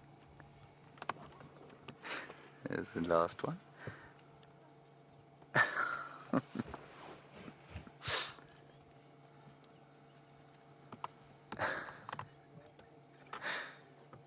Ooh-wee. That's just brilliant, brilliant stuff. Shall we carry on, Viam?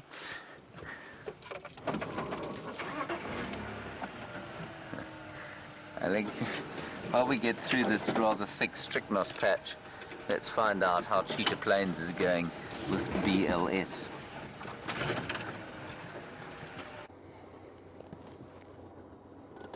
Well, I was about to say there is almost nothing around us, but at that very moment I spotted a female kudu. Two, actually. And you might be able to hear a helicopter off in the background. It is a Kruger National Park anti-poaching chopper just flying the boundary. They do regular patrols because quite often with poaching, presence is half the battle. And she's listening intently to that helicopter. Or is she listening to me? Oh, very graceful, beautiful antelope.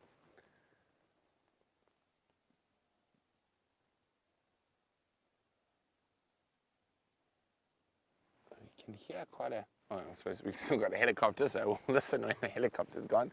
There are quite a few birds around. And what I'm going to do, guys, I'm going to give you the opportunity to use the stop again, because hopefully not going to bump into any elephants or anything. So, hashtag Safari Live with the word stop, and I will stop wherever I am and show you 10 interesting things around the vehicle. I was hoping those elephants might move through towards the Cheetah Plains Pan for a drink. It doesn't look like they have. It looks like they've moved further north. But we are checking. No one's been on this road yet this morning. But I was hoping there would be some sign of those two male cheetah. But alas, no such joy.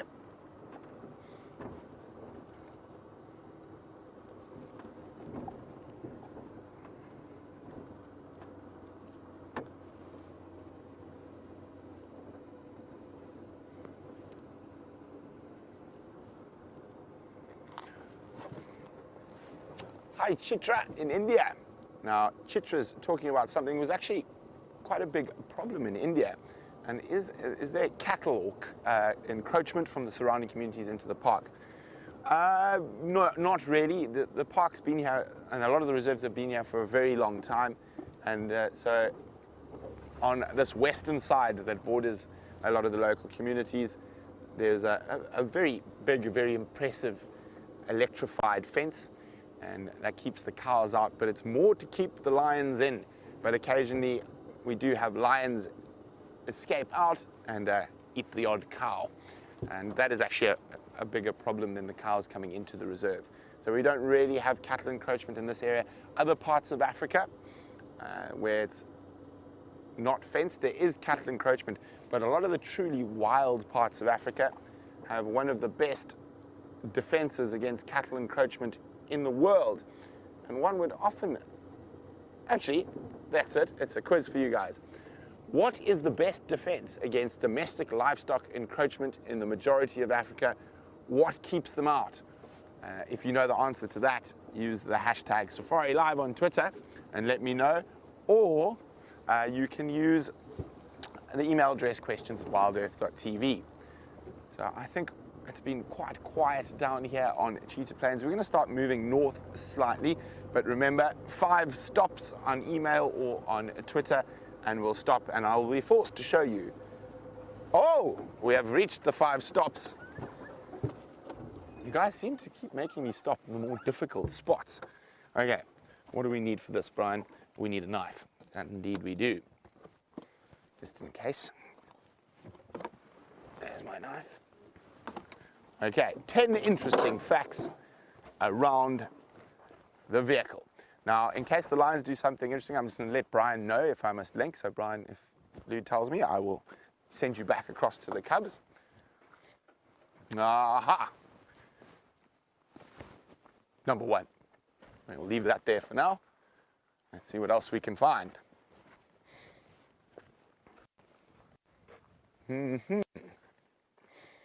Now, see, we can't do that because we did that yesterday. Oh, this is going to get tricky after a while.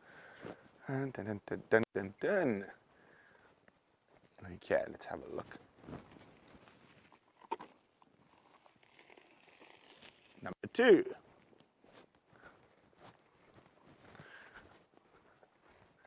Haha, and I'm not going to let you see what's inside.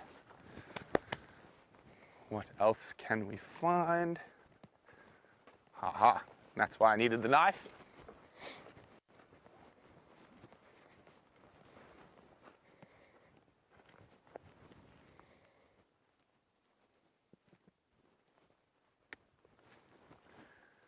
Number 3.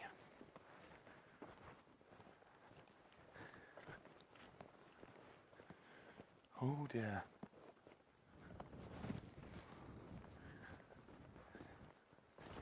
Number 4.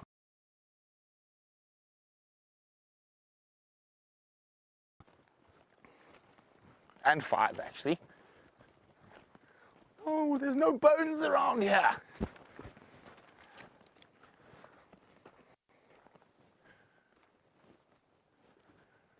Okay. Well, let's do the first 5. And 6.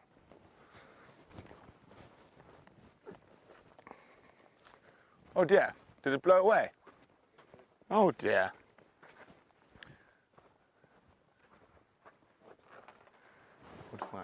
Yeah. Okay, we're going to start with the one I'm going to put back first. The termites ate the whole inside. Now I've made a mess in the car. That's okay. You see that there in there, Brian? Right in there. So we've got a pair of, actually not a pair, so it looks like this is a violin spider, a female. And just behind her, can you see a slightly paler looking spider? Now, that looks to be the male, and he's expired. So it looks like the female has actually eaten him. Now that is not uncommon in spiders. So after mating, if the male can't sneak away quickly, they often get eaten by the females. So very, very cool. This is the most venomous spider. One of the most venomous spiders, but they're very shy and retiring. They've got very small mouth parts. So you really have to try hard to be bitten. And this is the wonderful thing. Now, that's number 1. Number 2 is, in here as well, you see that little pale thing there? Now, there's another spider. It looks like a type of jumping spider or crab spider that has been caught by the violent spider and eaten. And the most amazing thing, when you start looking a little bit closer, you start seeing other things. So that's 1, 2, now number 3.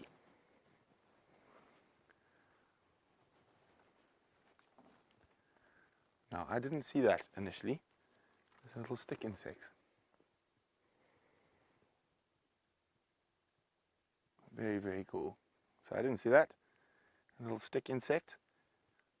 And probably trying to avoid being eaten at the moment, so that's why crawling under a log.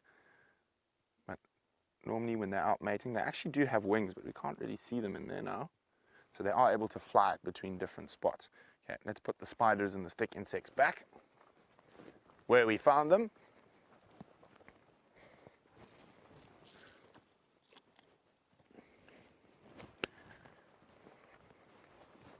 Dear, they keep blowing away. It's fine, I'll find some more now. Oh no, there's some there. Now, this is number 4 and number 5. Isn't that an absolutely fantastic color? It almost looks like it's rusted. And that's the color russet, and it's a russet bush willow. Now, the main thing I want to chat about here is 2 things. Firstly, why they keep blowing away. They're designed to blow away. That's how the seeds are dispersed. Now let's see if, no, I don't think there's enough wind to catch it. Now you see, basically working like a sail. Oh, the wind's picking up on cue. Let's see if the others are better suited to rolling. That one looks like it's been a bit damaged. Doesn't have the nice wheels yet. So they're actually designed to catch the wind, and on strong windy days they can roll for a couple of 100 meters away from where they have been spawned.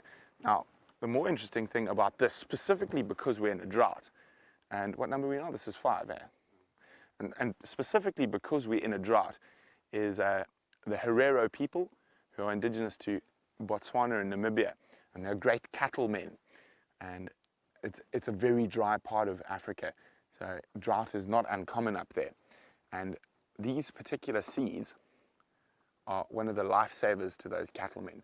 And they are collected, and even if I look on the ground here, I can see a whole bunch. So the little herd boys are actually sent out to collect, and specifically russet bush willow seeds.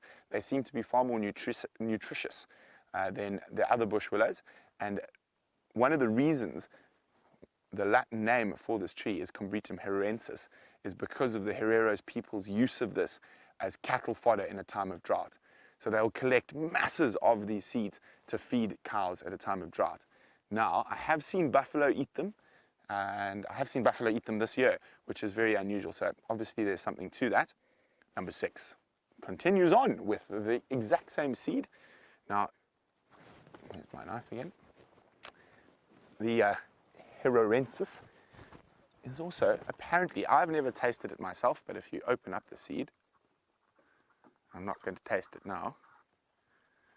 So, of course, the wings are the dispersal mechanism. The seed is actually on the inside. There we go.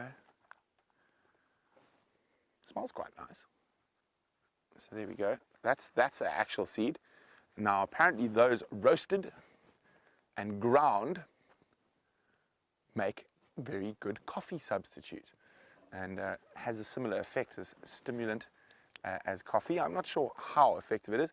Brian, do you see what I see? An ant. Oh, can't do. That was on it. Oh, there we go. Well, there's an ant that came outside of the inside of that that seed. So obviously other little insects can get in, and I think if we look quite carefully on that, it looks like those ants have actually been chewing on the seed. Isn't that amazing? So that actually worked. That worked. What's that number? 7. That was number 7. Sure. And I only came with 5. So that's the amazing thing if you start looking a bit closer. Well, let's let them disperse to the wind. Aha. Number 8. Do you know what that is, Brian? I do. What is it? It's a knob-thorn knob. Exactly. Well done, Brian. So the Acacia nigrescens, or the knob thorn, produces, specifically when they're young, these big knobs. And it's actually a modified thorn. So you can actually see the old tip of the hook thorn there. So it's a modified thorn that the tree will produce. Oh, this one always gets globulin. So it's a hormone, a growth hormone that you get in plants, and they will pump it into a thorn to create an armored knob to protect them from different things feeding. So there we go, the knob thorns knob, and it is just a modified thorn. So it would have started life off as just a tiny little hooked thorn, and then the tree would have produced globulin, the hormone, into it, and that would have caused it to become this armored knob. And I love the way, if you look at it carefully, you can see the sort of growth stages in the little layers as they go up. There we go. That was number 8.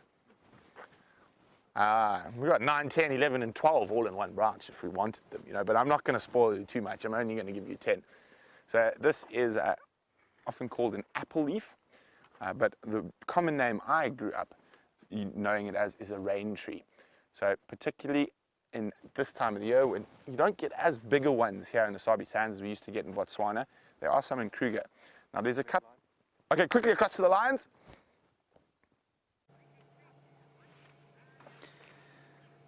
We've been having a wonderful time, everybody. They came across a herd of impala, and the lioness was torn between trying to hunt them and then, well, waiting to see what her cubs would do. And the impala were completely oblivious. And then, eventually, I don't know if they heard maybe the cubs calling, or they heard, because the cubs didn't shut up. They wouldn't shut up, and the lioness was sort of perched like this, thinking about going off to hunt the impala, although there was no chance. I mean, she was a huge sort of open area between them, and eventually they picked her up, and now they're still over there watching, and they've been alarm calling now. As soon as they spotted them, the lioness moved her cubs out from cover, and they're now still heading towards Buffelshoek Dam. Watch your heads there, everybody. Wimpy, you okay there? And they've just come out of the block onto what we call Hippo Pools Road, and they're heading down towards the dam.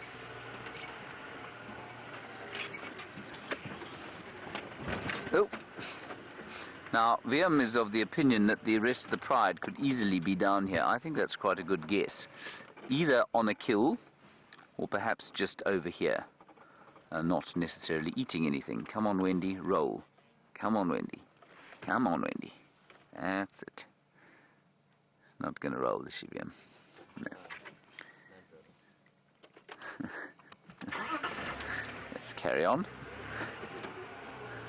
We'll just get up a little head of steam, and then we'll switch off once we're over the top of this.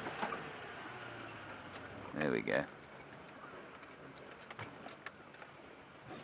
Where are they going? The dam is straight ahead of us. I wonder if, I can't believe that the little cubs are going to set the direction they're going. They've gone off the road.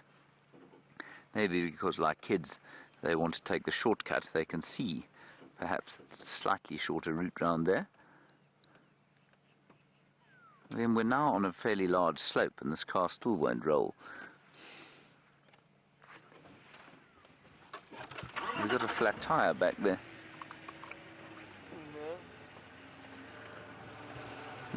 Seem to be all right, everyone.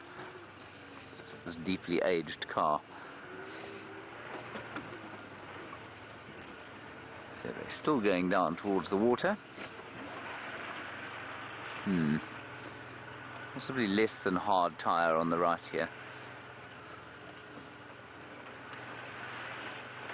Yes, we're losing air. I'm not surprised.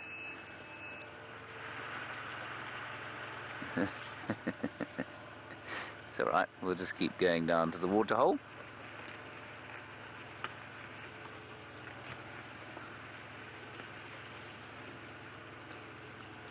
Look, one of them fell over there.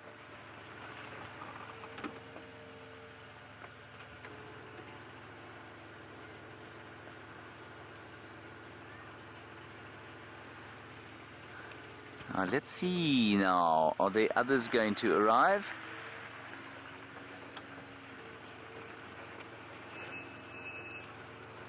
And while we're driving along here, just be aware that those 6 lionesses and the male that are on the Buffalo Hill, they've been identified as the Torchwood Pride, but that the male with them is one of the Birminghams, which means, of course, that the Birminghams are not lurking only in the territories of the Nkuhumas and the Sticks. They're obviously going further east into the Kruger as well.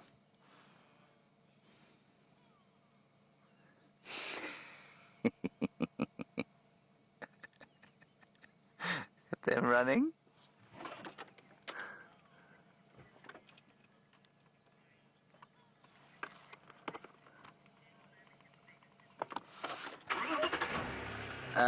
Mercedes, you're not going to like my answer to this. You're in California. Thank you for telling us where you are. Very well done.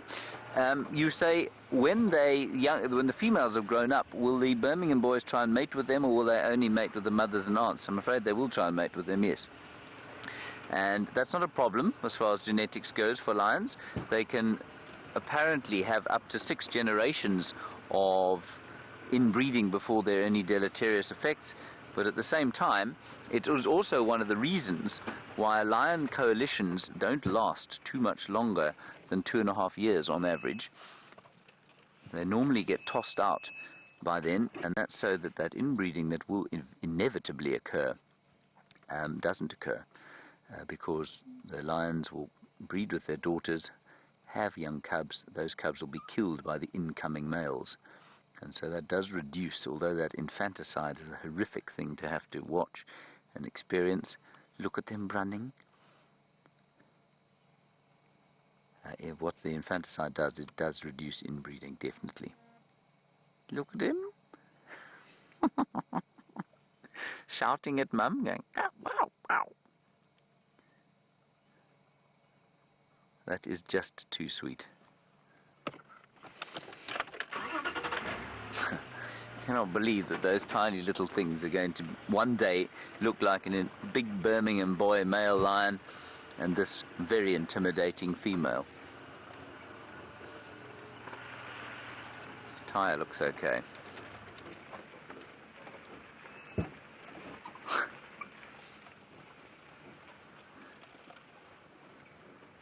Hello, Blobbert McBlob. Yes, you've asked a very difficult question, and it's a good one. Why do male lions kill lionesses when they take over a territory? Blobbert, they don't always. It's not that uncommon. The Mapocho, though, were very uncommon in that they were vicious, and they killed, I think, 9 or 10 lionesses during their takeover. The Birmingham boys killed quite a few as well. And we're not sure what the biological reason for it is. I think it's got quite a lot to do with whether there are cubs around. We thought maybe the Nkuhuma pride, which was decimated, they lost 3 lionesses to the Birmingham boys. Whether the fact that they were trying to maybe protect a young male who was still in the pride, junior, whether they were perhaps trying to protect him, and that maybe got the male's blood up and caused a problem. That's possible. We don't really know. But yes, on the surface of it, it would definitely seem like a biologically profoundly idiotic thing to do, would be to kill the potential mothers of your offspring, especially when you have such a short time in charge. So wondering if we can get down to the... We'll go on the other side. And apparently it is raining on Cheetah Plains, which is quite nice news, isn't it? Not nice news for Brent, who's obviously caught in the deluge, but quite nice for the area. He's keeping an eye.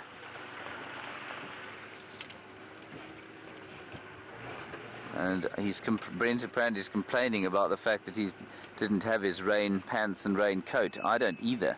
I don't blame him. No, he doesn't have rain pants, says VM. He's delusional about his wardrobe, everyone. I wonder the rest of the pride's not up here. But maybe these chaps will go and have a drink.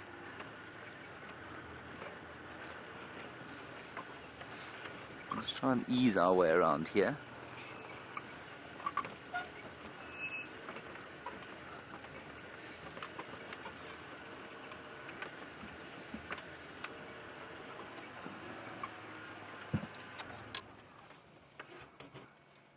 Just get into a position. He also, Brent says he bought rain pants when he went to Rwanda. That was very clever of him. I think rain pants are one of the most underrated pieces of equipment you can possibly own. I don't have any rain pants. But a Land Rover is specifically designed to funnel rain into your groin from the steering wheel, so rain pants are a very good idea.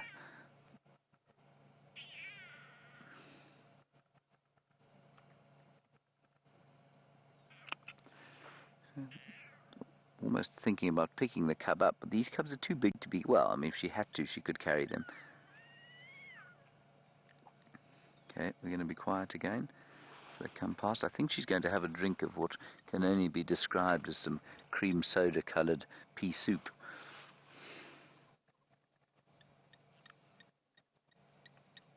She didn't like that, did she, Viam?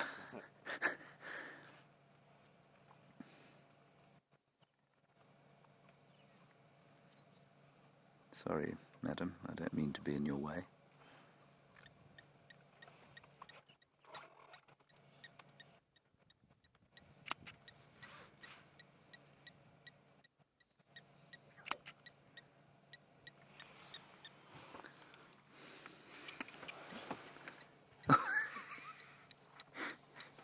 Did you see him fall there? Shame. And their mum's having a drink now from some different pea soup. We really are completely in the wrong place now. They can drink for quite a while sometimes. I'm going to move now, everyone, so we can get round the other side of them.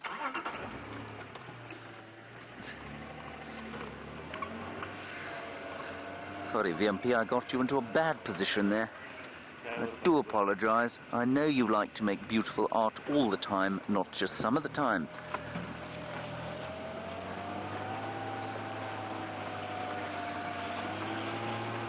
I'll just watch out for the rest of the pride there as I reverse down here.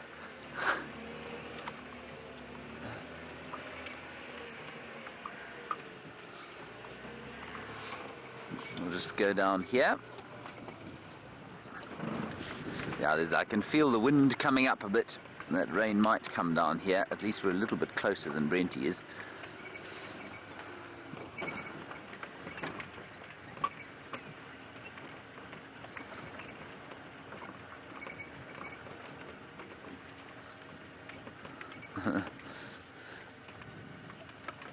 There you are, Vim.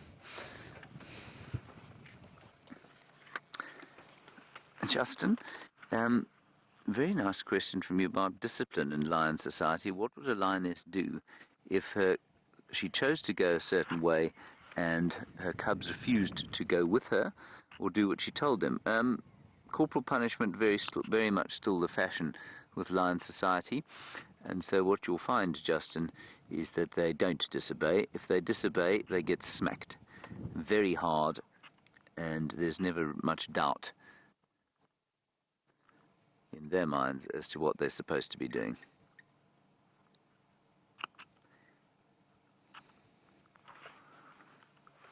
They come closer to us again. They do like to approach the vehicle, which is disconcerting with a mother like theirs. Now they're just exploring, having a little bit of fun, and wondering why yesterday when they were here it was so warm and now it's windy and cold. And one of them is watching Mum, but also watching a three-banded plover.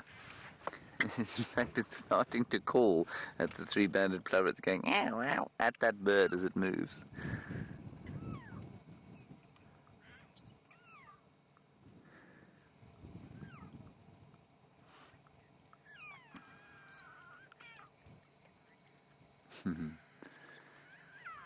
Hello, Micah. You're wondering at what age these little things are going to start hunting with their mum or with the rest of the pride. They'll start accompanying the pride on hunts probably from about 8 months or so, but they'll hang back. They won't be part of the hunt. From a year, they tend to get a little bit more involved, but they tend to make a hash of things. They're only really sort of fully contributing members of the pride from about 2 years. So they've got 2 years to kind of get used to the life of a lion. I don't know what they're looking at. They feel obviously very safe here with their mum. And they do drink a lot. when they decide to drink. They don't have to drink much, but they do drink a lot when they do.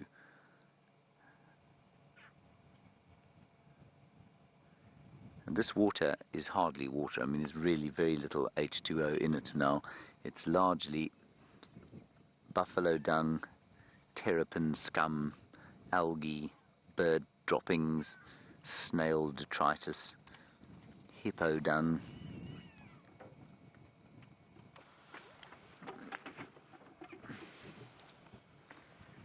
And now the little cubs are trying to drink.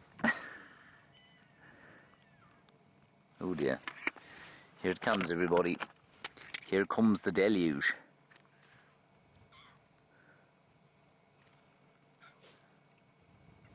When I say that, I felt a spot of rain. I'm probably being a little dramatic.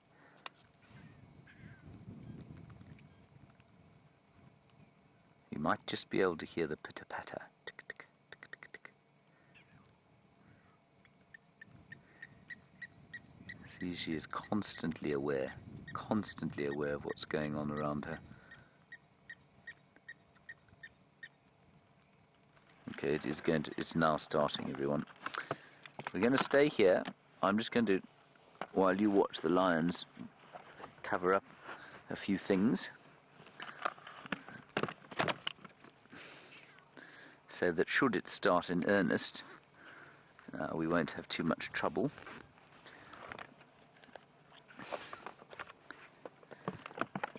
You see how much she's drinking? I mean, she's putting away litres and litres of water there. And I think that's probably as a result of the fact that she's quite thirsty after whatever she ate last night. And I'm also very interested to know where the rest of the pride is and what they ate, because I'm sure that she would have contributed to a hunt and then gone back to the cubs.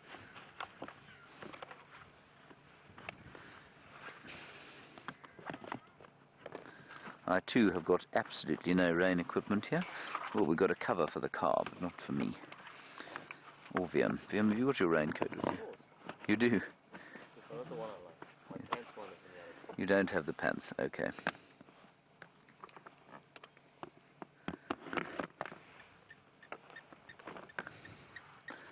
It's not teeming out of the sky, we're okay for now.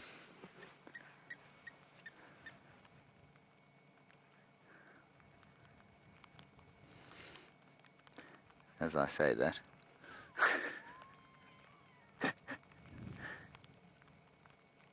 She's talking to them. It's so interesting to hear the difference in their voices. She's going, oh, oh, and they're making that lovely high-pitched squealing lion sound that they make. Right, let's see where they go now.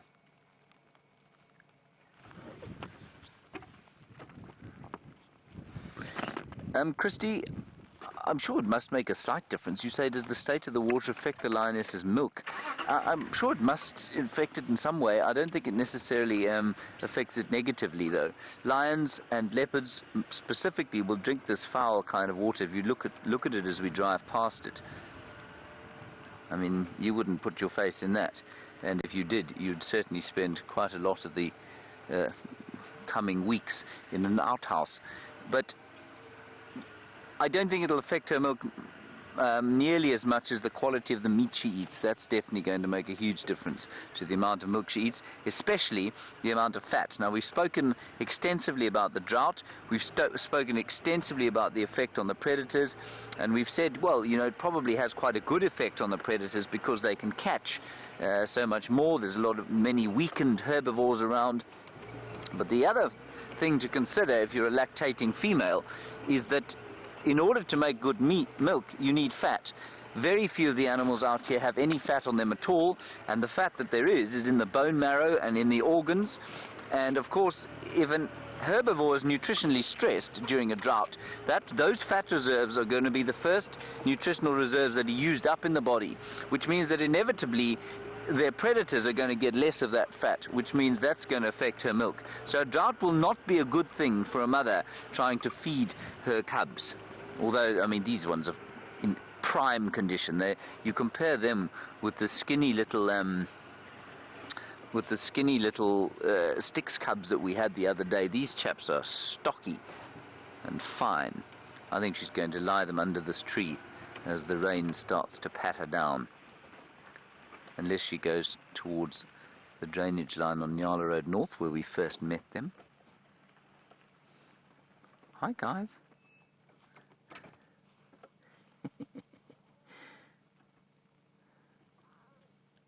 Ah, no, I can't believe that we've had this day with them. You see how stocky they are?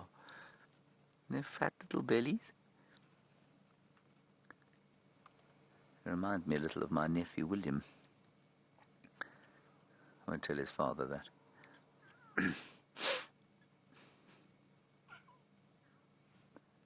Are they calling Mum?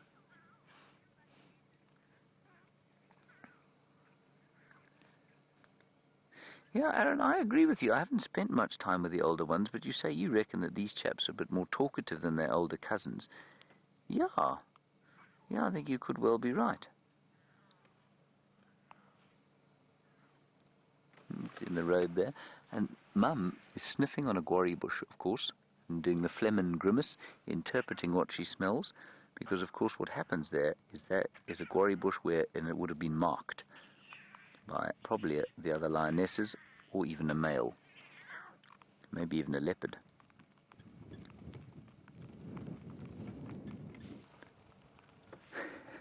Liam's now pointing at the sky. Do you think you need to put the rain cover on? And the sun just came out. And the sun came out. We're having a bit of a monkey's wedding, as they call them. You sneak forward a bit. Will you just tell me when you want to put the rain cover on? I'm not thinking, ooh, forgot about that one in front of us. Okay, we're going to have to put the rain cover on, everyone. We can stay live while we do that. It just will look a little bit odd. So I'm not sure what Brent's situation is, but you go for it, Liam. It's quite nice, little bit of rain that we're having here.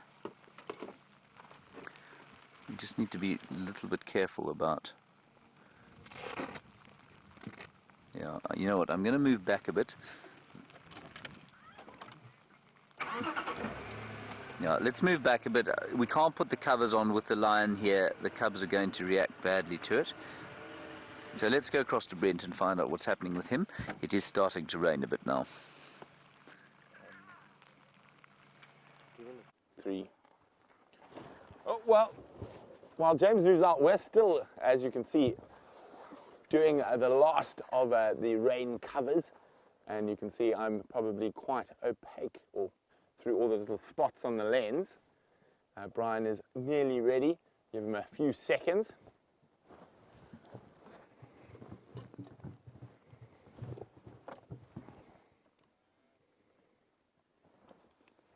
Okay, so so I know James is with those, the lioness and the 3 cubs. Apparently there are 6 lionesses in Torchwood and no one is sure who they are.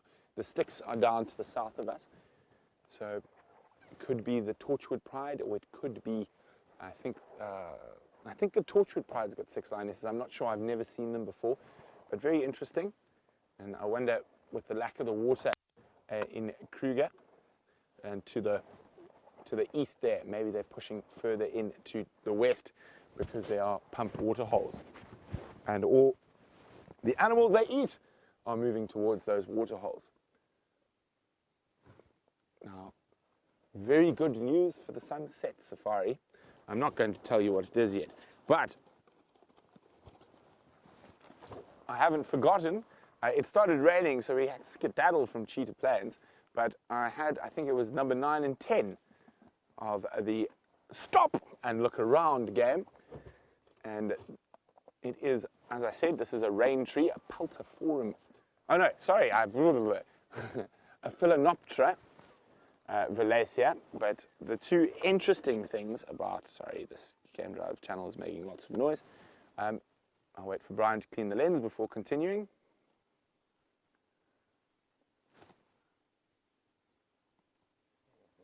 There we go. Okay, so we're looking at the rain tree, or an apple leaf. As I said, where I grew up, they were called rain trees as opposed to apple leaves. Now, there's 2 reasons why they're called the rain tree. One is when the leaves dry out, and especially at this time of the year, the bigger individuals, when the wind blows, it doesn't really work on Little Branch, but it does sound like rain on a roof. But the other reason, the more important reason that they're called rain trees, is that during this time of the year, when it's very dry, they're one of the favored food species for a little bug called a spittlebug. And what a spittlebug will do is it'll attach itself to one of the stems like this, and sometimes en masse, hundreds of thousands of them on a single tree. And what they do is they eat so fast that they excrete a drop of almost pure water every couple of seconds. So if you're sitting under a rain tree in a very dry year and there's not a cloud in the sky and the sun is shining and you start getting rained on, you actually are being urinated on by little bugs called the spittlebugs. And there we go. There's our 10 interesting facts from the stop. We're back on Djuma now, and I'm going to head down towards the southwest, see what's happening in that part of the reserve.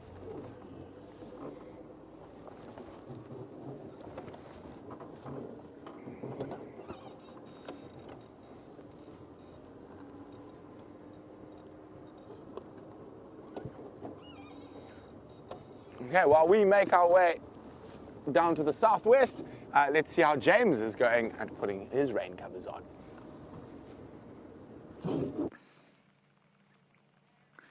We've decided not to put the rain covers on, everyone. The sun came out, it stopped raining. Well, it's still drizzling a bit, but this is going to be the last view we get of these cubs, I'm afraid. They're going into a block that is extremely difficult, if not impossible, to get into, and I think we've had such a wonderful view of them that I'm tempted to just let them go in there without following them. Well, we can't follow them through here.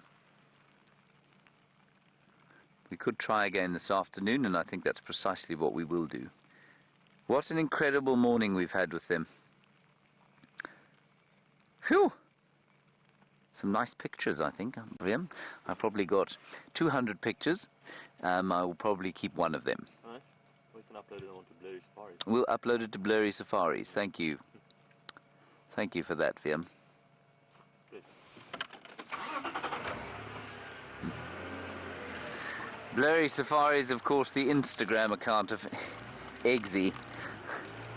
Why he has decided this is a good thing to do, I'm not sure. But if you like blurry pictures of the wilderness, Eggsy on Safari is where you should go on Instagram. Oh dear. Yeah, now it is starting to come down. Alright, we're going to start heading for home, I think.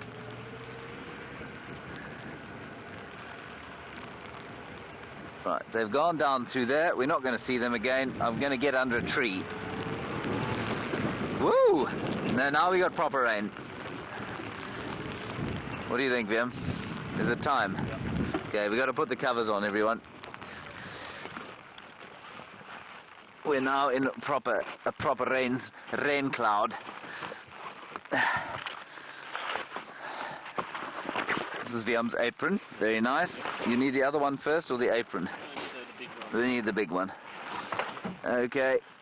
Right, let's go across to Brent while we do this. See you just now.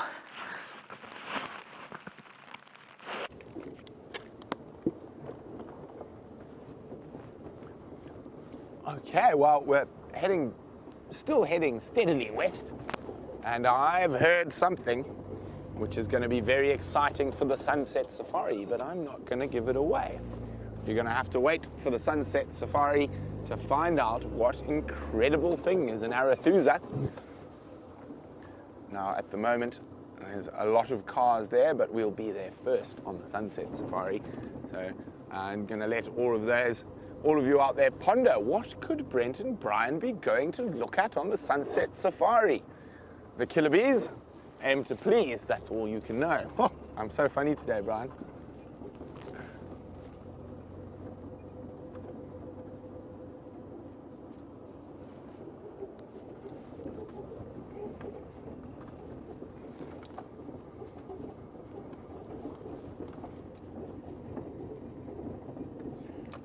So I asked a question a little bit earlier about what protects from livestock encroachment, and what I meant by that is what protects wild animals moving through I mean, prevents domestic animals moving through into an area where there are wild animals. What is the best preventative in the world to keep domestic livestock moving into wild areas? Ooh, baboons! Highly mobile baboons. Oh, I can't see my monitor. There we go. And look, there's a cowboy, a baby riding on the mom's back.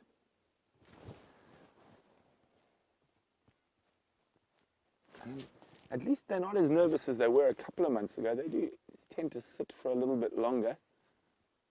Just maybe try. Inch forward slightly. I think.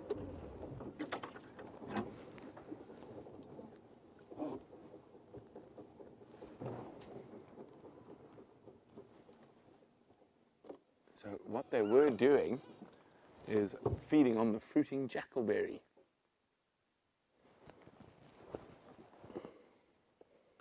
You know, can't see, there could be quite a few more in the troop, and we only saw about 10. Could be a small troop, but this is normally in this area quite a big troop.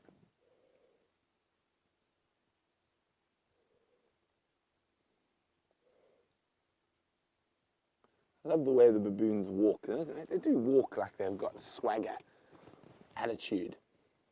But when they look at you, they have a look of absolute guilt. Like they've just done something wrong, or they're about to do something wrong. An incredibly adaptable primate. Now, baboons are omnivores, so they eat fruit, insects, birds, eggs, seeds, and even meat. If they can catch a little scrub hare or a bird, a baby bird. And also, during the impala lambing season, the big male baboons have been known to grab a baby impala. Okay, they've calmed down a bit, so I'm going to try to get a little bit closer again. But they were in this massive jackalberry that's fruiting at the moment. I think when we move away, I think they'll probably come straight back here.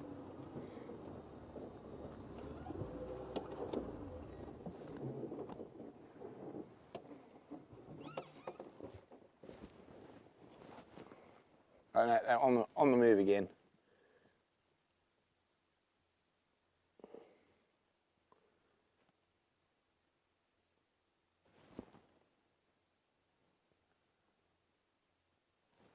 So moving up the edge of the Mawati River, probably stopping in, checking all the jackalberries that might be fruiting. And this is quite a popular area for baboons to forage. Lots of potential food around. Look at that guy. His cheeks are so full, one on the right. Now, baboon, being a primate, can be a little bit greedy and will keep anything they can find to eat in their cheeks to stop the other baboons having access to them. And you can see that massive round cheek. So they have quite complex social structures like most large primates. So there are a group of alpha males known as dog baboons. A big male baboon is known as a dog baboon, and they are in control of the rest of the troop. And they can be very aggressive with troop members, and it's a constant. Look at that! You can see his cheek full of food. Oh, and that one's got double cheeks.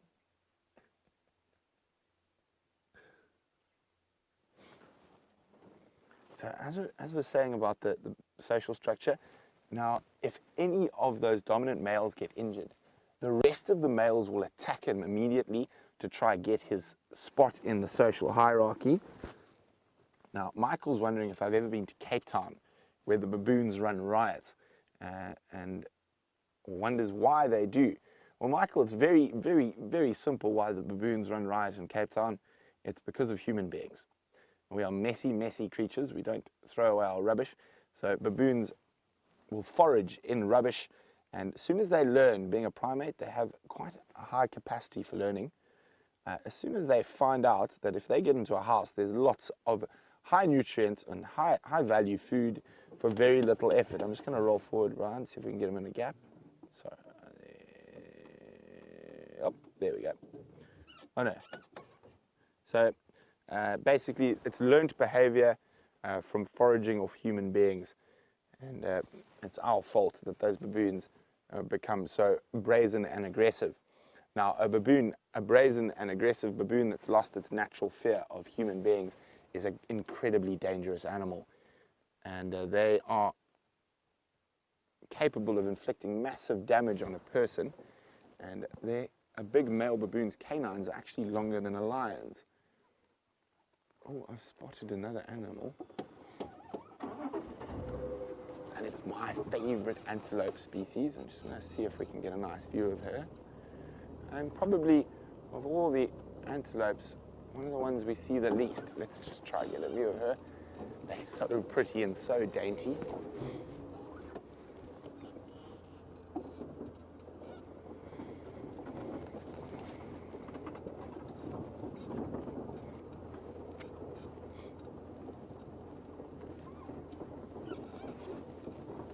Okay, so Brian's just taking the rain cover off. Of course, as soon as we get all the rain covers on, the sunshine comes out. So there we go. Off it goes. Do you see her there, Brian? She's just through that little acacia knobthorn thicket. I'm hoping she moves, pops her head up. There we go. A little female bushbuck. Now, I think she's also on her way to feed under the jackalberry tree. Now, bushbuck, you will quite often find feeding alongside a troop of baboons, and anything that they messily drop from high up in the tree, the bushbuck will take advantage. There's a few species that do that, in Nyala and Impala as well, will also feed under a troop of baboons. Now, Penny Pine is wondering, do baboons have the same alarm call as gorillas? I'm just going to watch her. I think she's going to pop out into the open. And watch the way she walks. So watch where her front feet are. And even when she's jogging, she puts her back foot almost exactly where her front foot's been. Because they live in thickets and that, they try and minimize any sound they might make that might give away their presence to predators. And she's just spotted the baboons. I think she probably been listening to them for a while. But she looks like she's just seen them. They're up ahead in the river, in the riverbed. So let's let her go continue to forage with her primate friends. And I don't want to make too much noise around the bushbuck and the baboon. So, Penny, I have not forgotten about your question about do baboons make the same alarm calls as gorillas, but we'll do that when we get back, because James has definitely got one of the most beautiful birds of prey we get here at Djuma.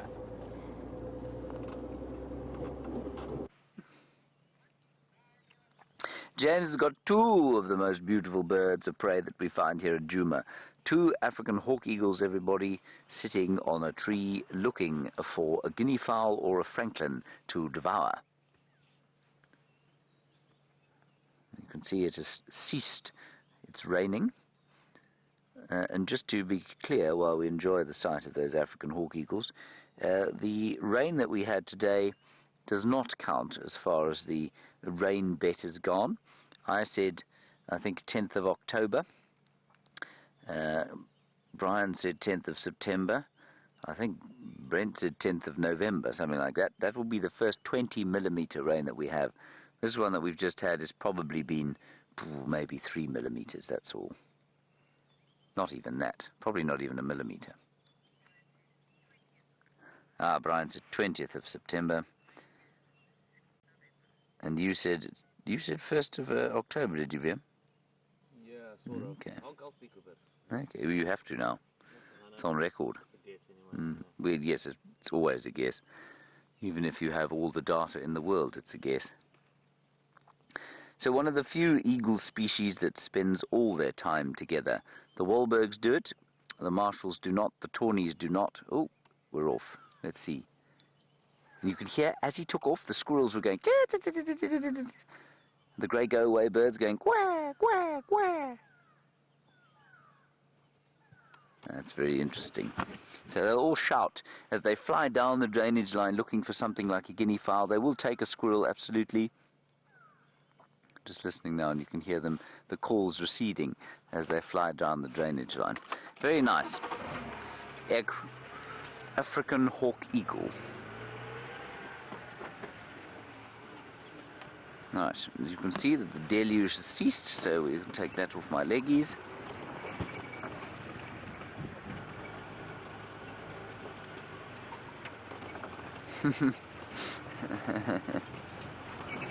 Hello, Jason. What a very interesting story you've read. You've read that you've read that inbreeding in birds can cause them to sing off key, and that therefore this can affect their ability to mate. Well, we know, of course, that birds sing in order to attract mates and for territoriality. I think that's fascinating, and it's fascinating because I've been helping, we're trying to create a kind of Safari Live sound for our stories, a sort of introduction sound, and the directive is we can only use natural sounds and maybe a little bit of human instruments. And I've been trying to find the exact notes that a chin spot batis makes. And it would seem to be the three that I found online that have been recorded. It goes E flat D to E flat D to B, E flat D B. Those are the three notes that it makes. Is that correct? No, E flat D C. E flat D C is what it does. And 2 or 3 different birds from different recordings have been on that key. So that's really interesting that you say that it seems to be that birds will sing in a specific key, and if they inbreed, then that will change. I think that's just amazing. Okay, that's going to be it from us, everyone. Thank you very much for joining us on our little lion excursion today. It was an enormous fun time we had with those little cubs. Thank you, Wim.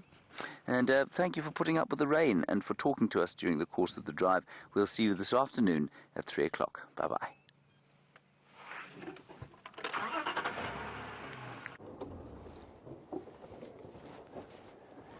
Oh, welcome back. Penny, you were wondering about gorilla versus baboon distress calls and alarms.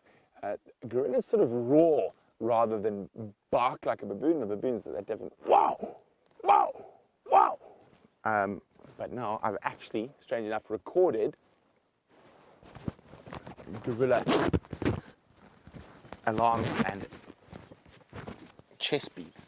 Now this is a lowland forest gorilla warning us. Wait for it.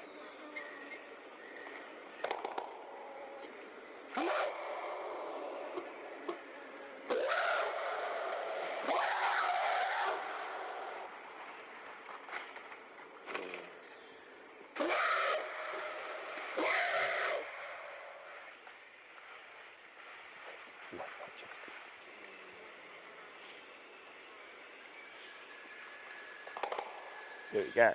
So that is obviously the gorilla beating its chest, and then that rah is the scream. Now that is quite a common sound when you're tracking lowland gorillas, very uncommon when you're tracking mountain gorillas that are very habituated. So quite often that's a warning if you surprise them. Other times they actually display like that to each other. So that particular case actually wasn't a warning at us. It was a display at another silverback who was in the area.